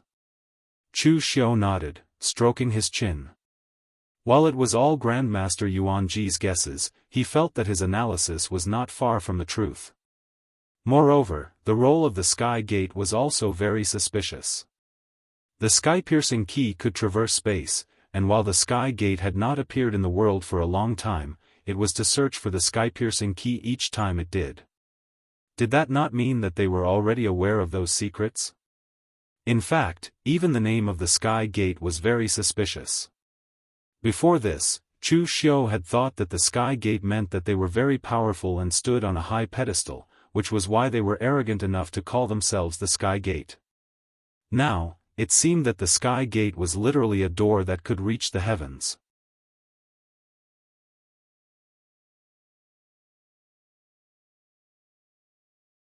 Chapter 922. After Master Yuanji left, Chu Xiao did not continue to think about heaven, because it was useless to think about it. Although he knew that the sky-reaching key was related to going to other heaven, and he also believed that the strange map recorded the location of other heaven, it was useless because he could not understand it.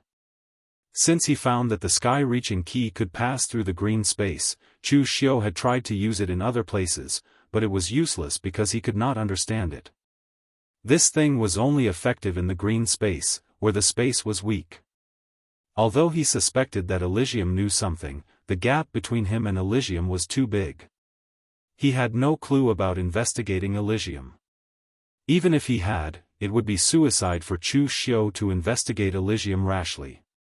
So since there was no progress, what was the point of thinking about all this nonsense? He might as well continue to practice. Chu Xiao had already touched the threshold of the spiritual cultivation realm with real fire, so he had been thinking about breaking through this bottleneck. Refining his body with real fire could make Chu Xiao comparable to a normal warrior in the spiritual cultivation realm with real fire. If he reached the spiritual cultivation realm with real fire, the two would be superimposed. This was a realm that even Qingqing had not reached. Could he be comparable to the metaphysic realm of heaven and earth? Maybe after he finished practicing, he should ask Shang Tianliang for advice and see what the lower limit of the metaphysic realm of heaven and earth was. While Chu Xiao was concentrating on practicing, there was a change in the Northern Yen. In one of the chambers of the Northern Yen Imperial Palace, Xiang Long was lying on the bed. His appearance was so haggard that he did not look like a human anymore. Only a layer of skin was left on him. Compared to when Chu Xiao saw him a few months ago, he was a completely different person. An imperial physician trembled beside the bed and said, "Your Majesty, your body is too weak now. You can't use strong medicine. You can only take some warm medicine and rest in peace." This imperial physician was also very helpless. Anyone with a discerning eye could tell that Xiang Long would not be able to hold on for much longer. However, what else could he do? He couldn't possibly tell Xiang Long that His Majesty could now wait for his death in peace. He could heal other illnesses and injuries, but when it came to lifespan, he really couldn't do anything about it. Xiang Long raised his hand and said, "I don't want to take medicine anymore." That imperial physician was so frightened that he fell to his knees. However, Xiang Long weakly waved his hand and said, "Get up." This has nothing to do with you. We know that we do not have much longer to live. You can leave now. When the imperial physician left, trembling, Xiang Long stared blankly in front, not knowing what was going on. Eunuch Han, who was beside Xiang Long, said softly, "Your Majesty, let it go. Perhaps after a period of rest, your body will recover." Xiang Long didn't respond to Eunuch Han's comforting words. After a while, he said in a hoarse voice, "We don't accept this. I had spent my life building the Yan dynasty to build the Yan dynasty, and how Chang, Yan, Yan, Yan Yan. How. Tian Qi, Yan how not to how Yan not, but Chang to emperor, dynasty, while I was still reading the how, Yan was sleeping with a Yan. If you give me Eastern Qi, within 10 years, I will be able to conquer the world and create a truly prosperous empire." Xiang Long's voice was filled with unwillingness and unwillingness. Some people were born with everything, but they didn't cherish it. The vast Eastern Qi, the fertile Central Plains, was now in the hands of that good-for-nothing, Lu Haochang. How could he swallow this insult? "Go, get the North vanquishing king here," Xiang Long suddenly said. Eunuch Han hesitated for a moment, but he still followed Xiang Long's instructions and called for the North vanquishing king. After a quarter of an hour, a stalwart middle-aged man walked into the bedroom. This middle-aged man wore an embroidered dragon robe. Not only was his figure stalwart and tall, his appearance was masculine and handsome, and he possessed an extraordinary aura. In front of him, Xiang Long seemed even weaker and weaker. Xiang Long looked at the middle-aged man, and the middle-aged man looked back at him, but neither of them said a word. After a long while, the middle-aged man couldn't help but say, "Why did you call me over? Is it so that I can watch you die here?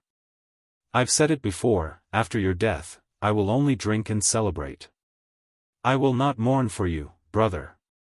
This middle-aged man was an expert of the Northern Yan royal family, the person in charge of the Imperial Worship Hall, the North vanquishing king, Xiang Chong. The Northern Yan was located in the north, but Xiang Chong's title was the North vanquishing king. One could imagine his importance in the Northern Yan royal family. The Northern Yan royal family's strongest military organization, the Imperial Worship Hall, was in his hands. He was also the only one in Xiang Long's generation who had reached the true fire spirit ascension realm. Of course, he also had another identity. He was Xiang Long's younger brother, born from the same mother. But now, the way he looked at Xiang Long was filled with mockery, disgust, and even hatred. Xiang Long smiled bitterly and said, "You still hate me?" In front of Xiang Chong, Xiang Long didn't address himself as emperor. In front of him, Xiang Long was not an emperor, but a failed brother. Xiang Chong sneered and said, "Hate? For the sake of this *T throne, you killed the crown prince and the others. It's understandable. When the three of us were young, the crown prince used to bully and humiliate us. But in the end, why did you kill our eldest brother? Is the throne that important to you? Look at you now, fighting and scheming against others, plotting against each other. At the end of the day, decades of time are nothing but dust. Is there any meaning to it?" There was no expression on Xiang Long's face, which only had a layer of skin left. He said coolly, "Do you still think that I killed our eldest brother? I did it for the sake of Great Yan. If Great Yan had a foundation like Eastern Qi, I'd rather be an idle king, helping my eldest brother to come up with strategies and strategies. After helping him ascend to the throne, I would be like you, concentrating on the cultivation of martial arts." But, what was Great Yan like at that time? It was surrounded by enemies on all sides, in a precarious situation. Great Yan was not Eastern Qi.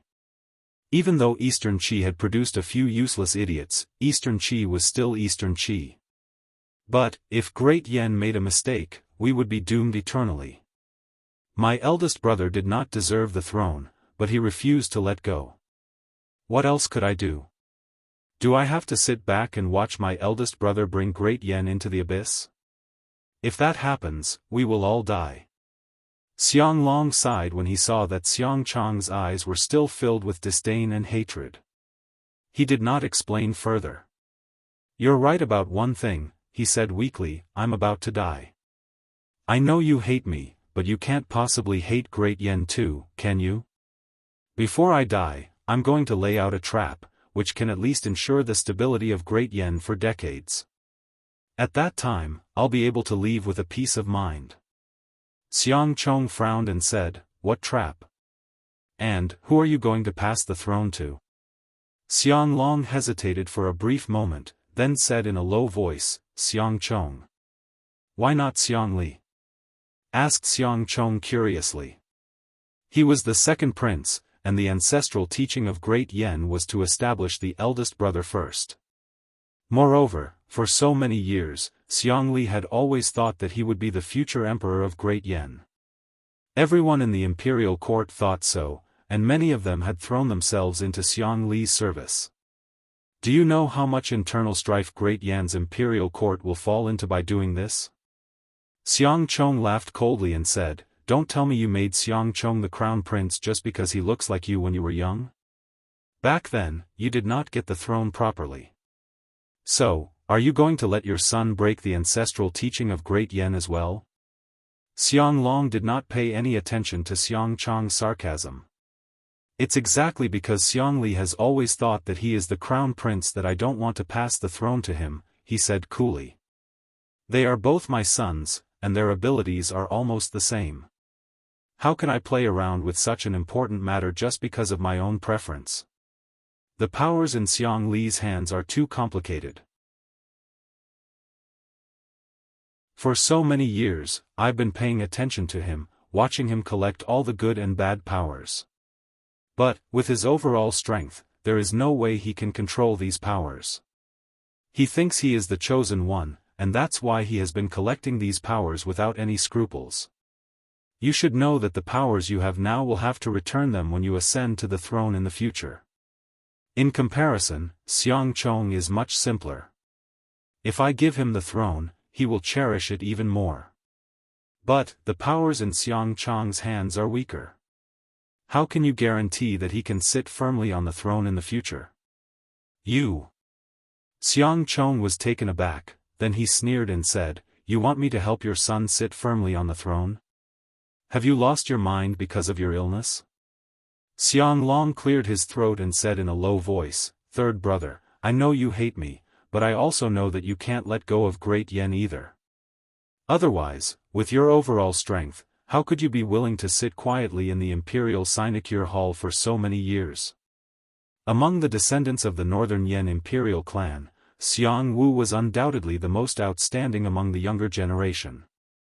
And Xiang Long's generation was Xiang Chong, who stood before him. Xiang Long knew that Xiang Chong hated him deeply, but he still conferred him the title of Northern King, and gave him the command of the most important organization, the Imperial Sinecure Hall. It was because he knew that no matter how much Xiang Chong hated him, he would not do anything to him. Although Xiang Chong hated him, he also cared about the Northern Yen Imperial clan, and he would not do anything that would harm the Northern Yen Imperial clan. Xiang Long said in a deep voice, Third brother, I don't have long to live, but the troubles of Great Yen have not been solved. I know you hate me, but I believe you. Help me stabilize Great Yen, or should I say, help the Xiang clan stabilize Great Yen. Xiang Chong remained silent for a moment, then suddenly asked, What do you want to do? Upon hearing Xiang Chong's question, a smile emerged on Xiang Long's face. He knew that Xiang Chong had agreed. Although Great Yen seems to be peaceful now, it is riddled with holes. Within it, there is the Martial Suppression Hall, a power that can't be shaken off. I can't control Chu Xiu, and although Xiang Chong has a good relationship with him, I can't control him either. Outside, there is Great Yan's Jianghu, which has caused a great disaster. The Great Light Temple is located in the Yen Kingdom, but they have never considered themselves as a citizen of the Yen Kingdom. Those monks have no respect for the emperor, and they are lawless. Further away, although Eastern Qi has a mediocre Lu Haochang, with the resources of Eastern Qi, if they are replaced by a slightly capable emperor, they will definitely be the nightmare of Great Yen. With the internal and external troubles, Great Yen is already in a mess. So, I will make it even more chaotic, and only then can we win in the chaos. Xiang Long fixed his eyes on Xiang Chong and said in a deep voice, "Third brother, in the entire Great Yen, I only trust you. Help me, Xiang clan, stabilize Great Yen, and when I'm dead in the future, I'll personally go down there and apologize to my imperial brother."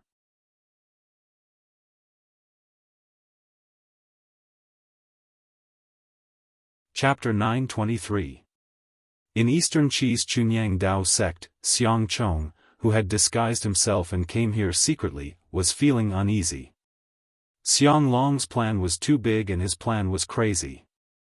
Once it failed, the Northern Yen would be in a mess.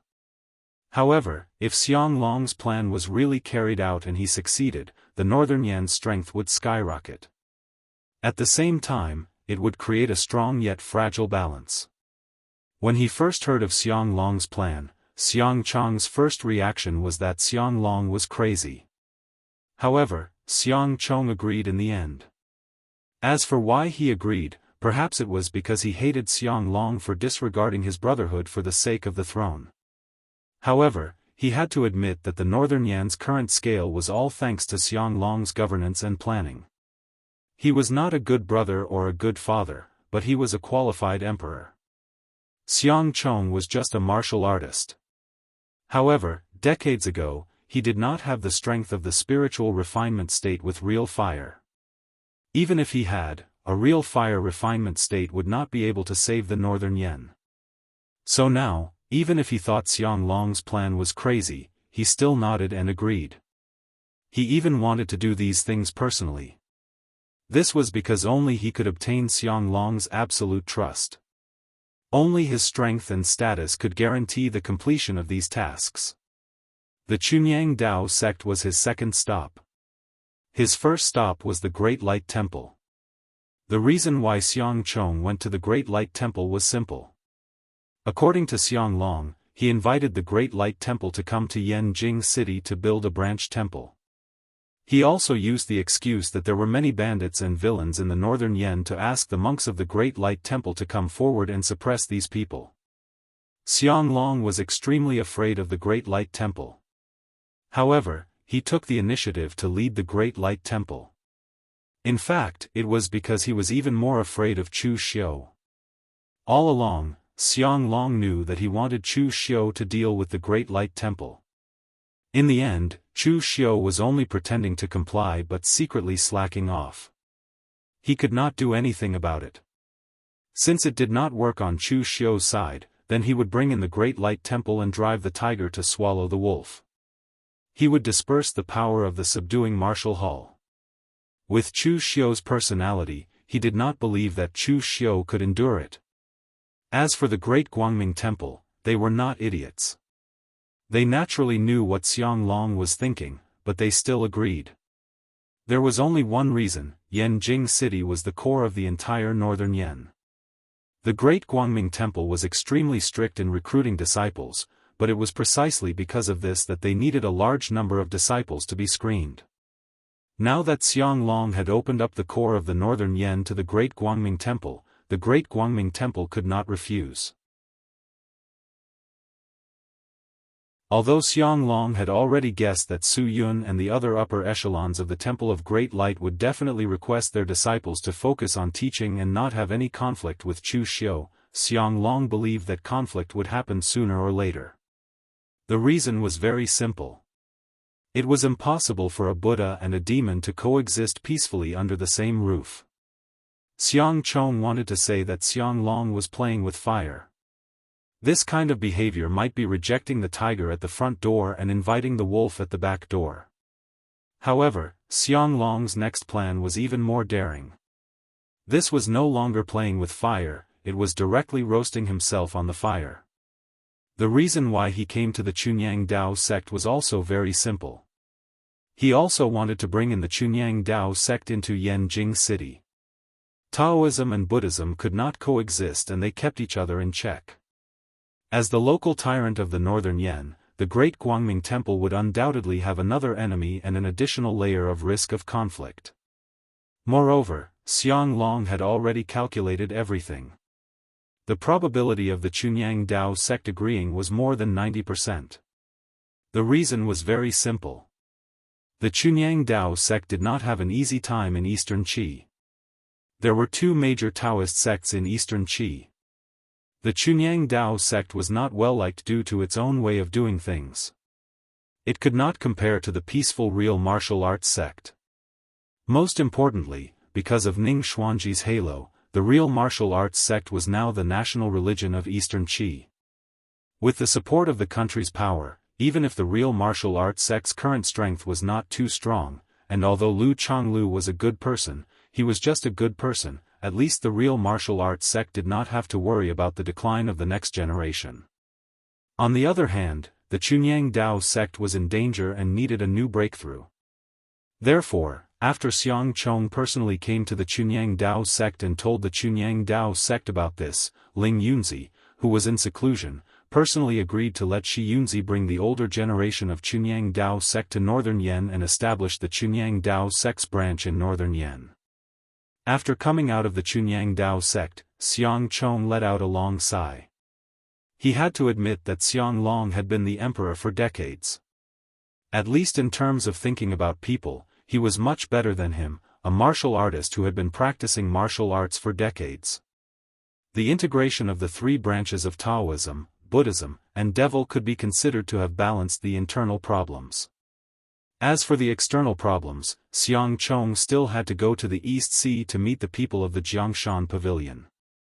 The Jiangshan Pavilion was one of the 6 sects of human harmony. In fact, it was rarely active in the Central Plains, and its behavior was not too much related to the sections. To be precise, it was an organization to restore the country. It was called the Grassland Sect, but in fact, it was a fallen royal family. In the past, there were many small countries in the Central Plains, and countless countries had been destroyed. The Jiangshan Pavilion was formed by the royal family of a small country in the past. Because it carried the wealth of a country, although it was a small country, it was the most powerful among the 6 sections.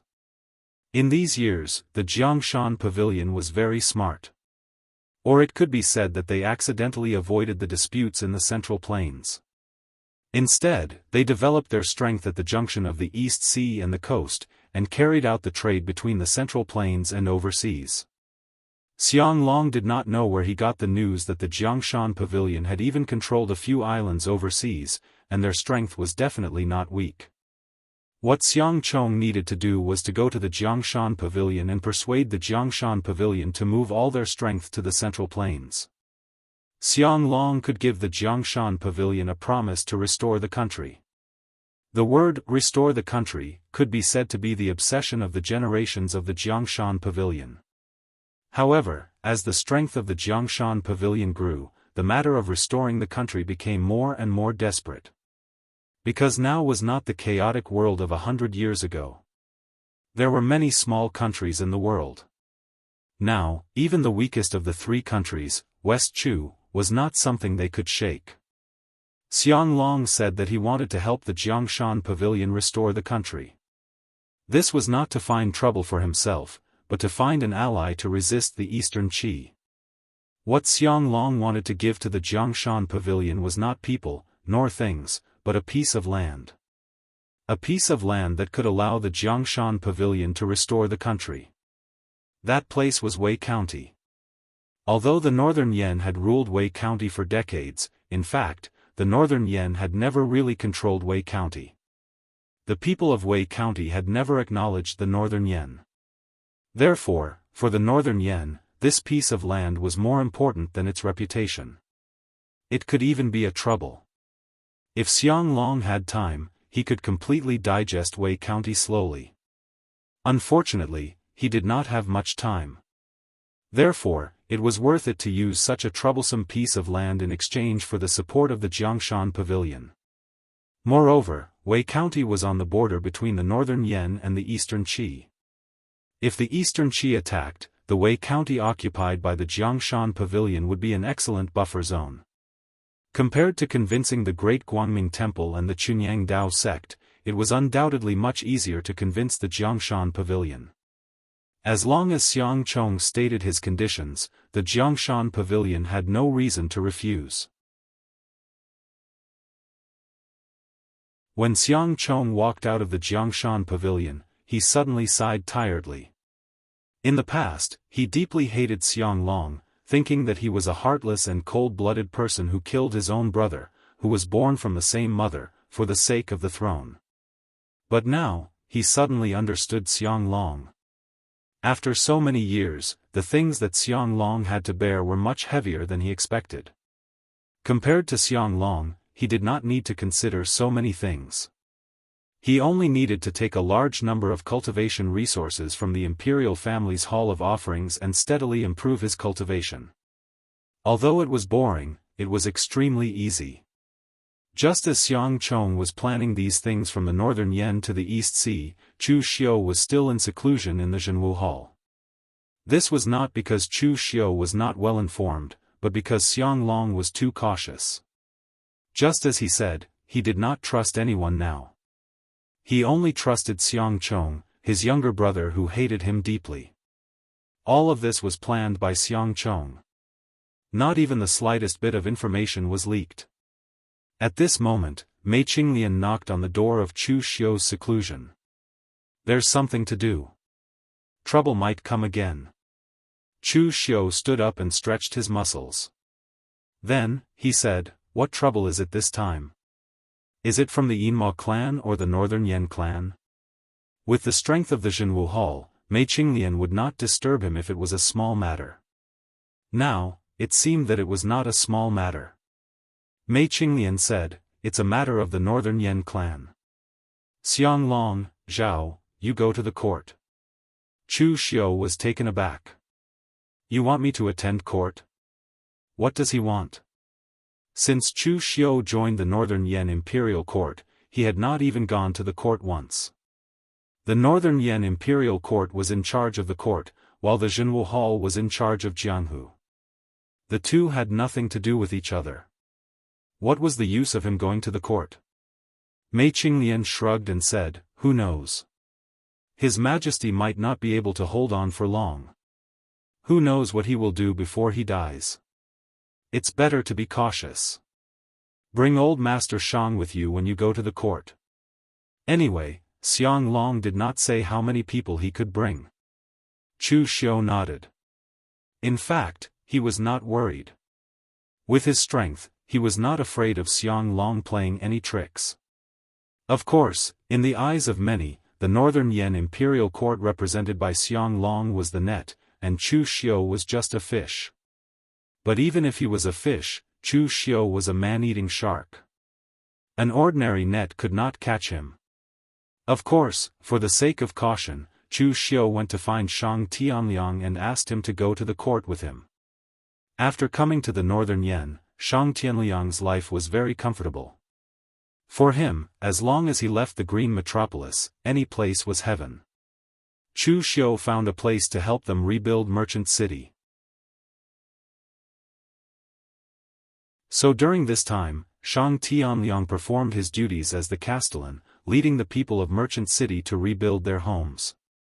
In his free time, he cultivated and continued to familiarize himself with the power of the mysterious heaven and earth realm. When Chu Xiu came to find him, Shang Tianliang was a little unhappy because Chu Xiu had delayed his planting. However, there were still some people in Merchant City eating sand in Green Metropolis. Even if he was unwilling, he had to go to the palace with Chu Xiu.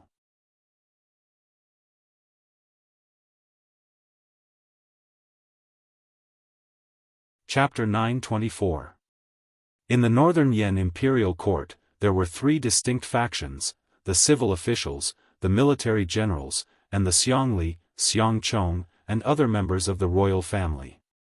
Of course, there were those who did not sit next to each other. Chu Xiu was one of them. Xiang Wu was also one of them. He was a general of the West Hill Army, but he was also a member of the Northern Yen royal family. Therefore, he could not even stand on one side. He leaned against a dragon pillar and yawned. Obviously, he did not attend court often. After a long while, Xiang Long walked in with the help of eunuch Han. Seeing Xiang Long's current state, Chu Xiu could not help but shake his head.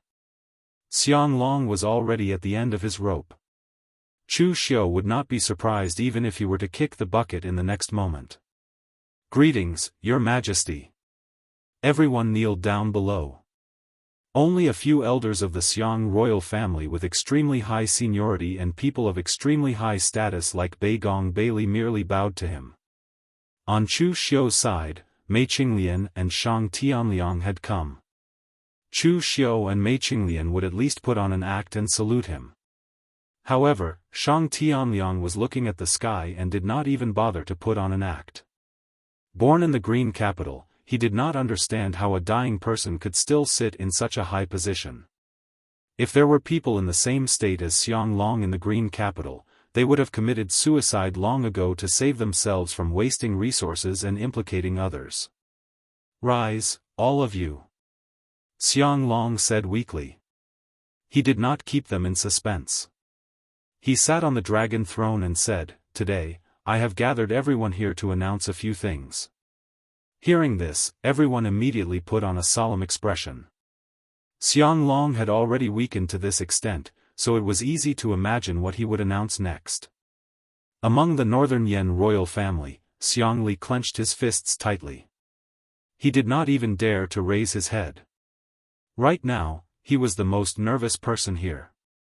He had waited for the position of crown prince for more than a decade. In these years, apart from the title, his power was no different from that of a crown prince. If not for Xiang Chong, he would have long been the crown prince. Xiang Li subconsciously turned to look at Xiang Chong. Compared to Xiang Li's nervousness, Xiang Chong seemed to be rather calm at this moment. Everyone wanted to be the crown prince, especially with Xiang Long's current condition. If anyone could become the crown prince, it probably wouldn't take long for them to officially ascend the throne. He knew that in terms of prestige and personal strength, he was not inferior to Xiang Li, but his only advantage was Xiang Long's love. Even if he, Xiang Li, had a great advantage, those things could be taken away by Xiang Long with a single word.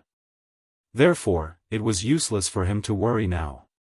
Whether he lived or died depended on Xiang Long's decision. On the dragon throne, Xiang Long's gaze swept past Xiang Li and Xiang Chong. In the end, he sighed and said, "I've decided to appoint Cheng Chong as the crown prince." The crowd burst into an uproar as soon as he said that. Xiang Li felt as if all his strength had been sucked out, and he almost fell to the ground. He clenched his fists and gritted his teeth, lowering his head so that no one could see his expression. But in fact, the expression on his face was extremely ferocious, as if he wanted to eat someone. He refused to accept this. Not convinced. Anyone could be the crown prince, but why Xiang Chong? He had worked hard for more than 10 years. Just because he looked like his father when he was young, he could have all this? What Xiang Li was unwilling to accept was that his careful and meticulous planning had actually been defeated by a face. How could he swallow this insult? How could he accept this? Chu Xiu, on the other hand, felt that this was very normal. Because in the original plot, the one who obtained the crown prince position in the end was the weaker Xiang Chong. Xiang Li's power was indeed not weak, but he had neglected one point. For a great ruler like Xiang Long, most of the time, it was the father who was strong and the son who was weak. If Xiang Long wanted to give something to you, it was only a matter of a word. If he didn't want to give it to you, no matter how much you schemed, he would still slap you to the ground. At this moment, Xiang Chong was also stunned. His face was also filled with disbelief. Although he knew that he was favored by Xiang Long, he did not expect that one day, this favor would allow him to inherit the throne. After all, in terms of strength, he was much younger than Xiang Li. Although he had fantasized about this day, he did not dare to imagine that the throne would fall into his hands. At this moment, the other Northern Yen generals and members of the royal family were also discussing this matter. To be honest, they did not expect that Xiang Chong would become the crown prince in the end. Previously, they had always thought that this person would be Xiang Li, so they had invested in him in advance and befriended him. But now, at this time, because of a word from Xiang Long, the crown prince had to be replaced. This was unacceptable to them. Looking around, Xiang Long coughed, and a cold glint flashed in his eyes. He did not say a word, but after feeling Xiang Long's gaze, everyone immediately quieted down. Although Xiang Long looked like he was about to die, he had been in charge of the Northern Yen for decades. His prestige was still there, and not many people dared to challenge him in front of him. When the hall was completely quiet, Xiang Long said, "This is only the first thing. There are still a few things that I need to announce. First, I feel that the Northern Yen Jianghu is too chaotic, so I sent people to the Great Light Temple and the Chunyang Dao sect to invite the eminent monks of the Great Light Temple and the Taoist priests of the Chunyang Dao sect to come to Yanjing City to establish a branch. With the protection of both Taoism and Buddhism, I believe that the Northern Yen land will be more prosperous." As soon as this was said, Chu Xiu's expression, which was originally watching a show, suddenly became gloomy. Was Xiang Long preparing to break down and rebuild? Inviting the Great Light Temple and the Chunyang Dao sect was clearly to target Chu Xiu and the Jianghu Hall. The courtiers present were not stupid. They quickly figured out the crux of the matter. This was also what Xiang Long was best at. The combination of vertical and horizontal, driving the tiger to swallow the wolf, Xiang Long relied on these few moves to defeat Eastern Qi.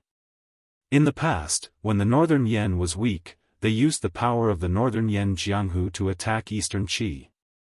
When the Northern Yen Jianghu was stable, they brought in Chu Xiu to suppress the Northern Yen Jianghu. Chu Xiu alone was notorious, and there were not many in the Northern Yen Jianghu who scolded the imperial court. Seeing that Chu Xiu was too big to be shaken off, Xiang Long actually brought in the forces of Taoism and Buddhism to suppress Chu Xiu. The three branches of Taoism, Buddhism, and Diabolism gathered in Yanjing City. They could imagine what kind of scene it would be. Chaos. It would be a complete mess. If Xiang Long was still young, they would have confidence in him to solve all the problems and win in the chaos.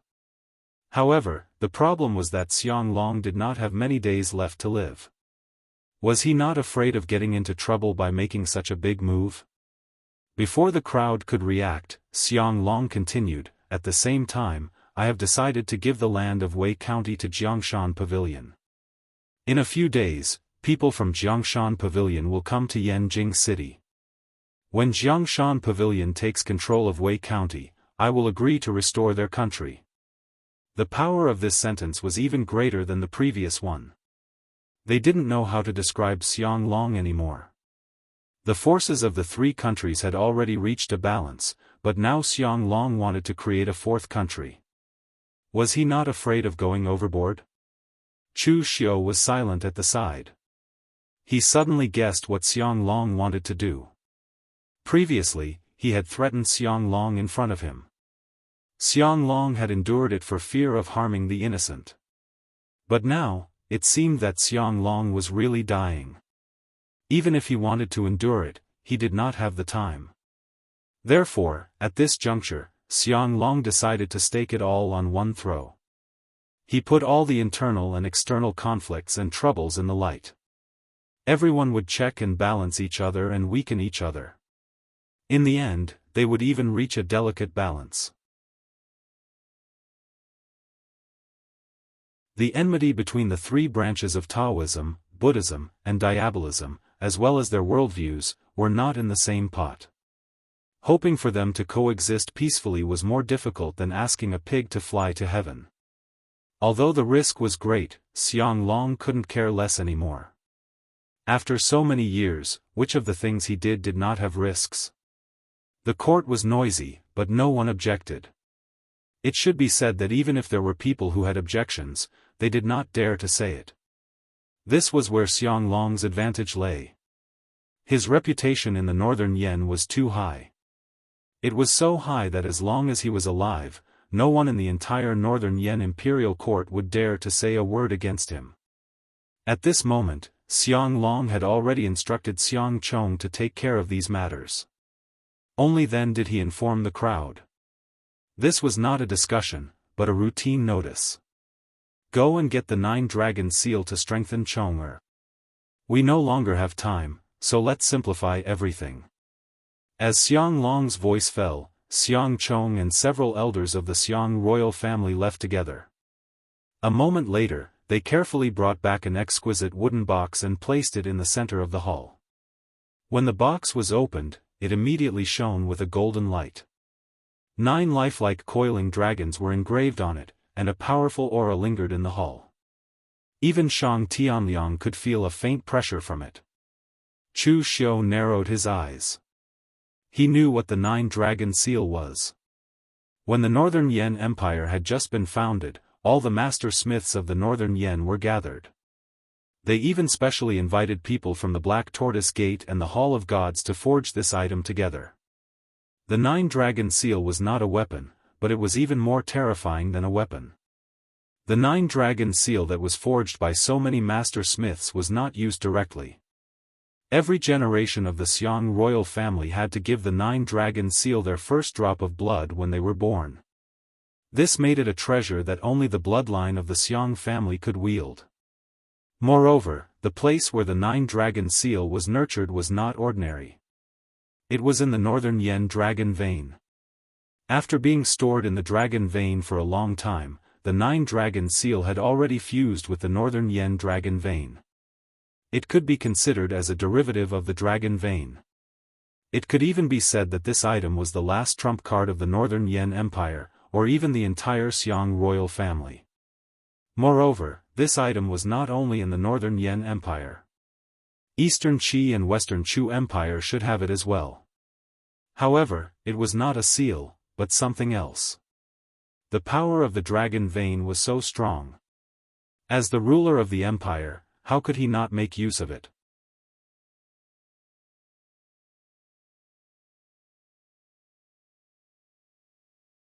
Chapter 925. The 9-dragon seal was the national treasure of the Xiang royal family of the Northern Yen. At this moment, Xianglong had taken out the 9-dragon seal not only to add the mark of the 9-dragon seal on Xiang Chong, but also to intimidate him. As for who he was intimidating, everyone knew with a single glance that it was Shang Tianliang who stood beside Chu Xiu. If not for Shang Tianliang, Xianglong might not have arranged all this in such a hurry. A heaven and earth elemental enlightenment cultivator was too powerful, so powerful that even a dynasty had to be cautious. City Lord Shang, if you were to go up against this 9-dragon seal, how confident are you? Chu Xiu secretly transmitted a message to him. Shang Tianliang stared at the 9-dragon seal for a long time, then said, I don't know.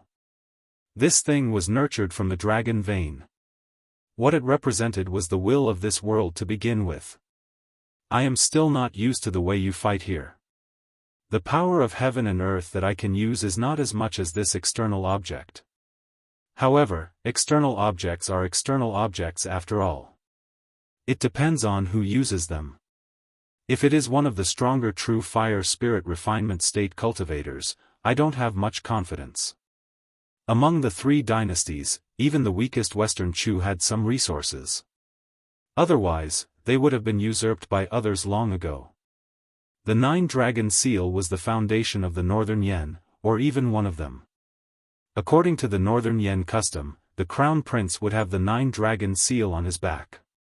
Because the 9-dragon seal contained the blood of the ancestors of the Xiang royal family, it represented the official recognition of the crown prince. Moreover, as long as the 9-dragon seal was imprinted on the body of a member of the Xiang royal family, it would form a certain connection with him.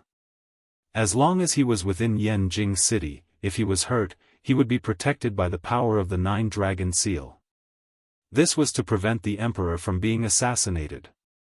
Although it didn't work every time, it had at least helped the previous Northern Yen emperors fend off many assassination attempts. Otherwise, with the extent of Xiang Long's hatred, he would probably need several martial artists in the true fire spirit refinement realm to guard him at all times to ensure his safety. Chu Xiu narrowed his eyes and suddenly sneered in his heart. Xiang Long was afraid. As the monarch of a country, Xiang Long actually used such a superficial method to threaten others. Xiang Long was obviously afraid. He was afraid that under his pressure, he would turn hostile, and in the end, Northern Yen would be in a mess. In fact, Xiang Long was thinking too much. Chu Xiu was actually a person who knew his limits. Even with Shang Tianliang present, Chu Xiu would carefully evaluate the strength of both sides before deciding to fall out with Xiang Long. The Northern Yen was Xiang Long's Northern Yen, but it was also the territory that Chu Xiu had managed for such a long time. It was also Xiang Long's territory. Once the table was flipped, Chu Xiu's efforts would be Chu Xiu would be's clan. Dragon. Chu Would Long Yen clan of Long Northern Yen belonged to Long and Long of the Northern Yen. Long Chen, Su, Chen, Jin Long Yen, King Long and Xiang, he said. As far as he knew, Chu Xiu was not someone who would swallow humiliation like this. What was he thinking? The plan had been laid out. Xiang Long did not care about what tricks Chu Xiu had up his sleeves. When the seal was complete, Xiang Chong's entire body was enveloped in a faint light. After a long while, the light completely disappeared into his body. Only then did Xiang Chong realize that he seemed to have really become the crown prince of the Northern Yen, the heir to the empire. Xiang Long said solemnly, "Chonger, you are now the crown prince, but you are still young. In all aspects, you must listen to the opinions of the Northern Yen elites. They will assist you in governing the country, so I am not worried. I heard that you are very interested in martial arts. This time, I have also found a teacher for you." Everyone was slightly taken aback. At this time, Xiang Chong walked out and brought in a middle-aged man with a sword. It should be noted that this was the imperial court. Even generals like Beigong Bailey were not allowed to carry weapons. Chu Xiu would not go overboard. Although he had a weapon with him, he had placed the heavenly war case in a secret space box. However, this person was actually holding a sword so openly. His attitude could be said to be extremely arrogant. But although this middle-aged man was arrogant, he was extremely ordinary in other aspects. His aura was restrained, so his specific strength could not be seen. But Chu Xiu was sure that this man was definitely in the true fire spirit refinement realm. The reason was simple. If the other party's realm was lower than his, no matter how well he restrained his aura, Chu Xiu would still be able to see through him. This middle-aged man was only wearing a greenish-gray coarse short robe. There were even patches in some places. His appearance was also extremely ordinary, and his expression was dull. To be more accurate, it should be said that he was indifferent. It was as if the Emperor of Northern Yen and all the experts in the hall were all illusions to him. The only thing on him that seemed more luxurious was the sword in his hand. Although the blade of the sword was not seen, the scabbard was made from the skin of a giant beast in the sea. It could be used to enhance the sharpness of the weapon. A palm-sized piece of the scabbard was worth 10,000 taels of gold. Xiang Long said in a deep voice, "This is Mr. Kong Dongming, the sword sage of the Eastern Sea. From now on, he will be your teacher." As soon as these words were spoken, the entire audience was in an uproar. They all looked at Kong Dongming with astonishment. Chu Xiu transmitted his voice to Mei Qinglian, "Who is this? Is he famous? Why have I never heard of him?" Mei Qinglian said, "It is normal that you have not heard of him. This sword sage of the Eastern Sea came to the Central Plains when you were in seclusion. He is so famous that even Wind Sweeping Tower does not dare to give him a ranking now, because who knows when it will be changed again. This person was born overseas and has always been traveling overseas. His swordsmanship is unfathomable. A month ago, he suddenly appeared in the Central Plains and challenged Yan Zhi of the Storm Sword Mound alone. He defeated the enemy in 3 moves. He then went to the Forgotten Sword Hut and challenged the leader of the Sword Hut, Shen Baochen, and won. After that, he went to the Western Desert and challenged the leader of the Sword King City, Heavenly Sword, Shen Tian Wang, and won. He did not go to the Hidden Sword Villa. Perhaps in his opinion, the Hidden Sword Villa was no longer worthy of his challenge. In a short period of time, he battled 3 major sword sects and won 3 consecutive battles. Kang Dongming even gained the reputation of being the #1 swordsman in the world. He was called the Sword Sage of the Eastern Sea. However, it is said that this person's tracks are hard to find and he has a strange personality. Other than the fact that he likes to challenge strong swordsmen, no one knows what he wants. Why is he relying on Xiang Long now? What Mei Qinglian and the others did not know was that part of the reason why Kang Dongming appeared in the Central Plains was because of Xiang Chong. When Xiang Chong went to Jiangshan Pavilion to negotiate, he happened to meet Kang Dongming. Kang Dongming was not a member of Jiangshan Pavilion. To be precise, he was a guest of Jiangshan Pavilion. A swordsman also needed to eat. Other than practicing swordsmanship, Kang Dongming knew nothing else in his life. Where did he get all the cultivation resources, including his sharp sharkskin scabbard? It was all earned by being a guest elder of the Rivers and Mountains Pavilion. Moreover, being a guest of Jiangshan Pavilion was very interesting. Only when he was penniless would he come to Jiangshan Pavilion and be a guest of Jiangshan Pavilion for a period of time. He would leave after receiving a certain amount of monthly salary. Therefore, Jiangshan Pavilion could not do anything to this guest of theirs. They even offered Kang Dongming a huge sum of money just to stay in Jiangshan Pavilion. However, Kang Dongming rejected them outright. When Xiang Chong arrived at Jiangshan Pavilion, he happened to meet Kang Dongming. No one knew what he said, but he managed to trick Kang Dongming into coming to the Central Plains. That was how Kang Dongming consecutively challenged 3 major sword sects in the Central Plains. Chu Xiu squinted his eyes and sized up Kang Dongming. However, this person still had a dull look on his face. It was as if he was daydreaming. This person was an extremely simple swordsman. He was even purer than some of the major sword sects in the world. In the past, the 5 major sword sects had fought for the position of the top sword sections. They had not given way to each other. They had even caused a great battle on Mount Fuyu, but no one had won. Now, they had been challenged by an outsider. He had even earned the title of Sword Saint. This was a huge slap in the face. Faced with this result, the 3 sects could not say anything. Kang Dongming had challenged them in front of everyone.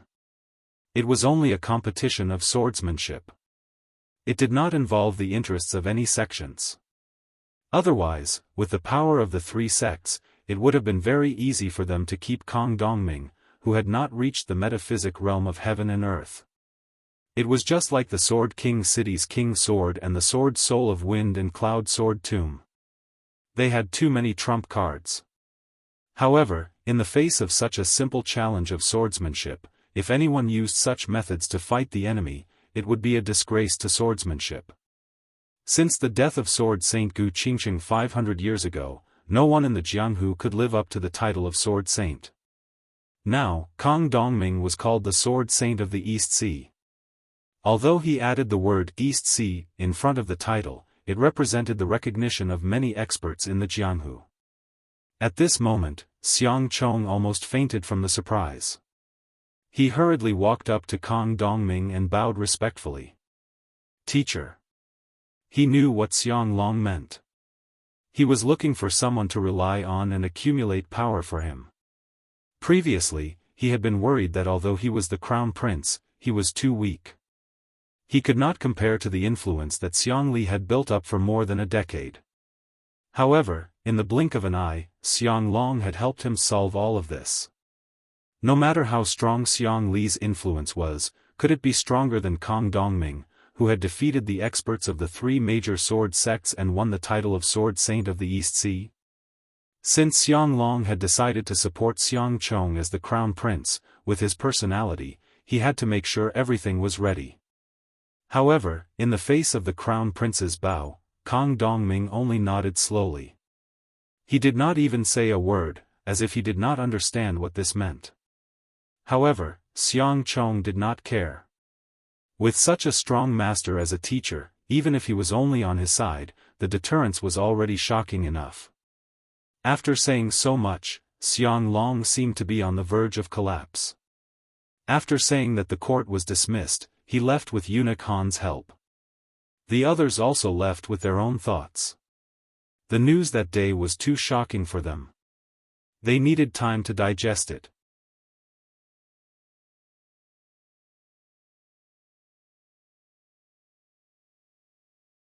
Chapter 926.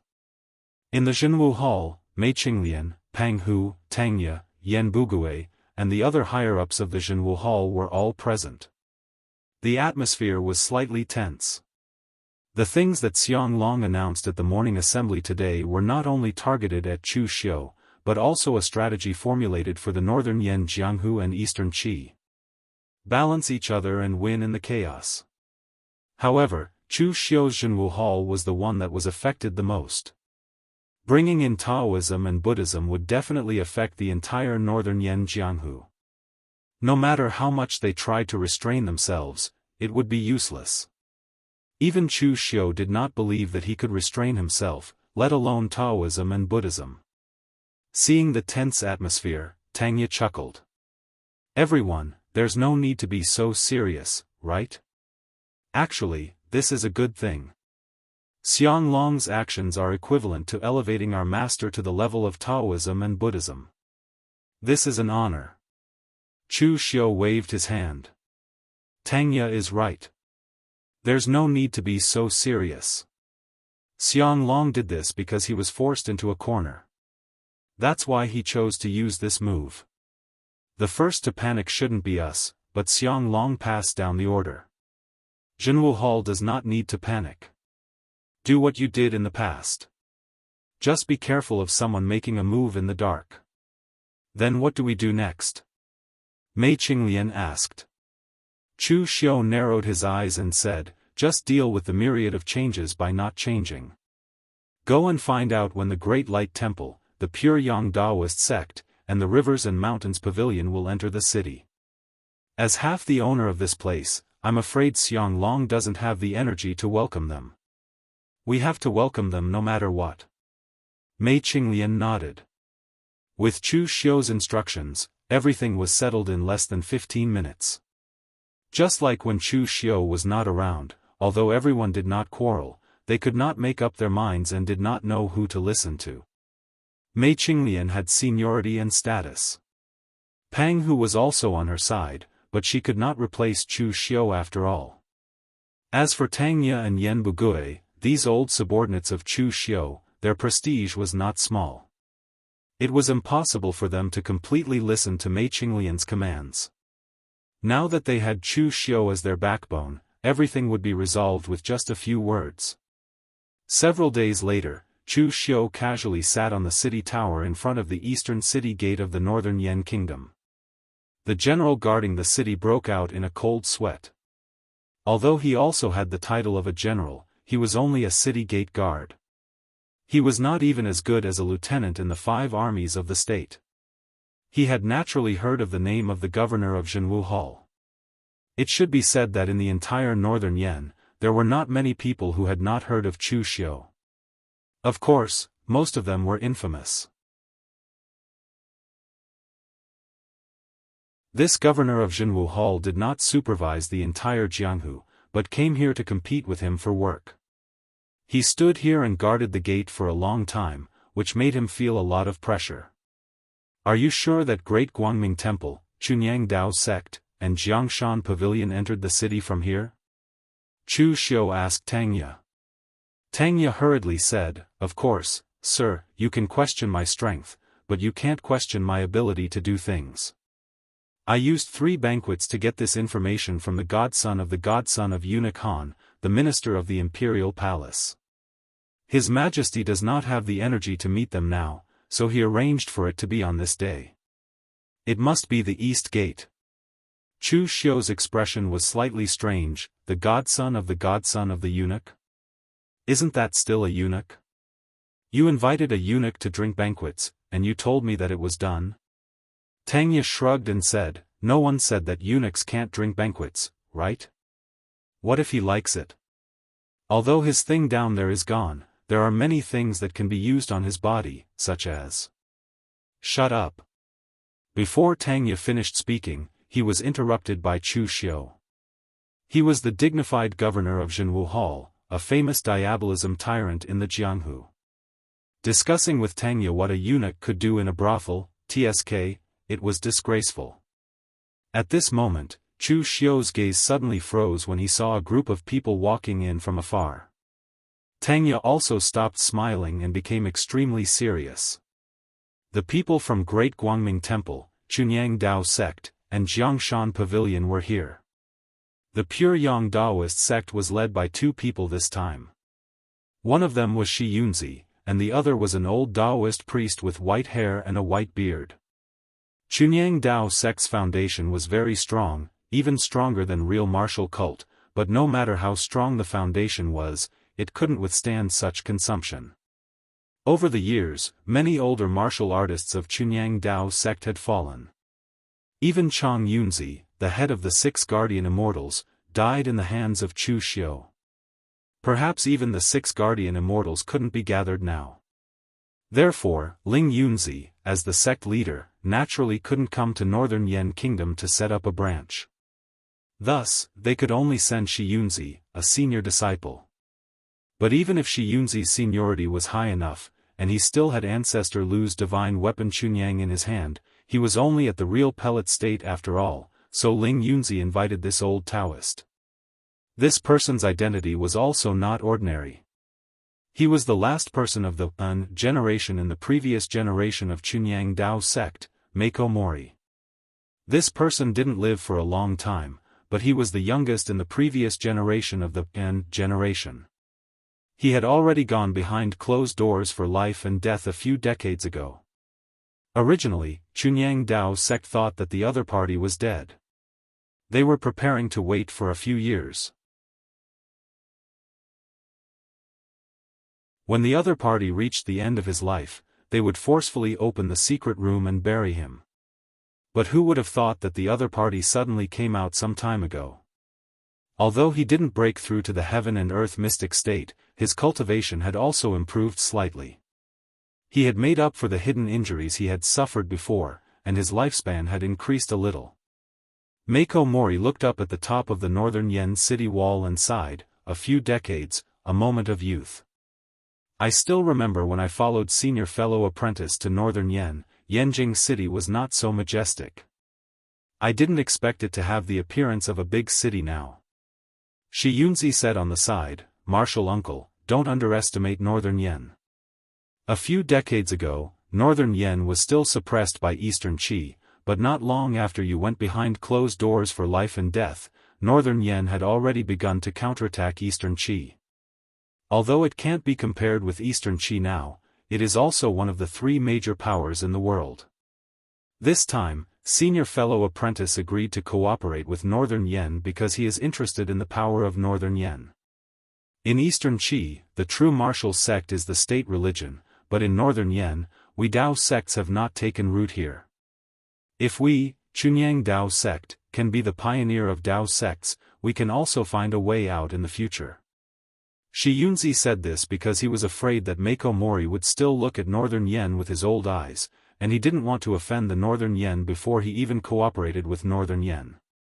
When Mako Mori went into closed-door cultivation, he was not even born yet. However, he heard from Ling Yunzi and a few other elders of Chunyang Dao sect that this martial uncle Mako Mori seemed to have a bad temper. However, when Shou Zhenzi looked at Shi Yunzi, there was a hint of kindness in his eyes. He didn't get angry. He just nodded and said, "Don't worry, I understand." It was true that Mako Mori had a bad temper when he was young, but after decades of closed-door cultivation, no matter how bad his temper was, it had been suppressed by him. Moreover, when Mako Mori looked at Xianxia, it was like he was looking at himself in the past. Back then, he was like Xianxia, the youngest among his peers. His senior apprentice brother was almost as old as his master, but he was also the most favored. But after the vicissitudes of life, his master was gone, and his senior apprentice brother was also gone. The youngest one back then had become the oldest old monster. It was not a good feeling. At this moment, Xianxia pouted and said, "The people from Great Light Temple are here too." Mako Mori took a glance, and the kind smile on his face turned into disdain. This group of monks, it has been decades, but they still haven't changed a bit. They still like to put on a grand show, and they like to show off their face. Compared to the few old Daoists and a dozen young Daoists from Chunyang Dao sect, the Great Light Temple was undoubtedly much more impressive. Su Yan, the master of the Vajra department, one of the 6 major martial courtyards of Great Light Temple, had personally brought people here. He did not bring just one person, but all the disciples of the Vajra department. Su Yan had entered the true fire spiritual refinement realm not long ago, so he was naturally qualified to come to Northern Yen to set up a branch. In fact, in the Great Light Temple, there was another person who was more qualified than Su Yan, and that was Su Du. In terms of status, Su Du was the master of the 3 major Zen halls, so his status was naturally higher than the 6 major martial courtyards. Moreover, when Su Du joined forces with Chu Xiu to kill Yuan Tianfang, he had already shown signs of breaking through. It was just that the martial arts he cultivated was special, and he did not want to walk the ordinary path, so he deliberately suppressed his cultivation. Now, Su Du had actually entered the true fire spiritual refinement realm, but he had not announced it. Instead, he had been in closed-door cultivation in the Great Light Temple, stabilizing his cultivation. Of course, more importantly, with Su Du's unreliable personality, the Great Light Temple was also very suspicious. If they let him set up a branch in Northern Yen, he would make a mess. Therefore, after a discussion among the upper echelons of the Great Light Temple, they were prepared to let Su Yan, the more reliable master, take over. Moreover, Su Yan had specially brought 2 old monks of the Jing generation who had been cultivating in seclusion in the Great Light Temple. They both had the power of the true fire spiritual refinement realm. The Great Light Temple's strategy had always been one generation managing the affairs of another, unlike Daoist sects, where the people in charge ranged from old celestial masters who were hundreds of years old to people of the younger generation like Zhang Chengzhen. After the Su generation of the Great Light Temple took over the Great Light Temple, all the martial artists of the Jing generation were almost old. Moreover, the Great Light Temple did not have the habit of taking in disciples on behalf of their masters, so they would not have a junior uncle like Xianxia. Therefore, all the martial artists of that generation retired to the Bodhi forest in the back of the mountain, and only came out to teach some disciples when they were free. In fact, the most terrifying thing about the Great Light Temple was not the martial monks of the 3 major Zen halls and the 6 major martial academies, but the old monks who had retired from worldly affairs. Only when the Great Light Temple was truly in a life-and-death crisis would these old monks, who looked extremely old, take action. At that time, it would be the time for the Great Light Temple to show its true power. This time, the Great Light Temple had sent 2 old monks of the Jing generation to guard the Northern Yen branch, which was enough to show the importance they attached to it. You're tuning in to the UnparalleledSwordWill YouTube channel. Don't forget to subscribe and join us on this journey to catch the most captivating stories.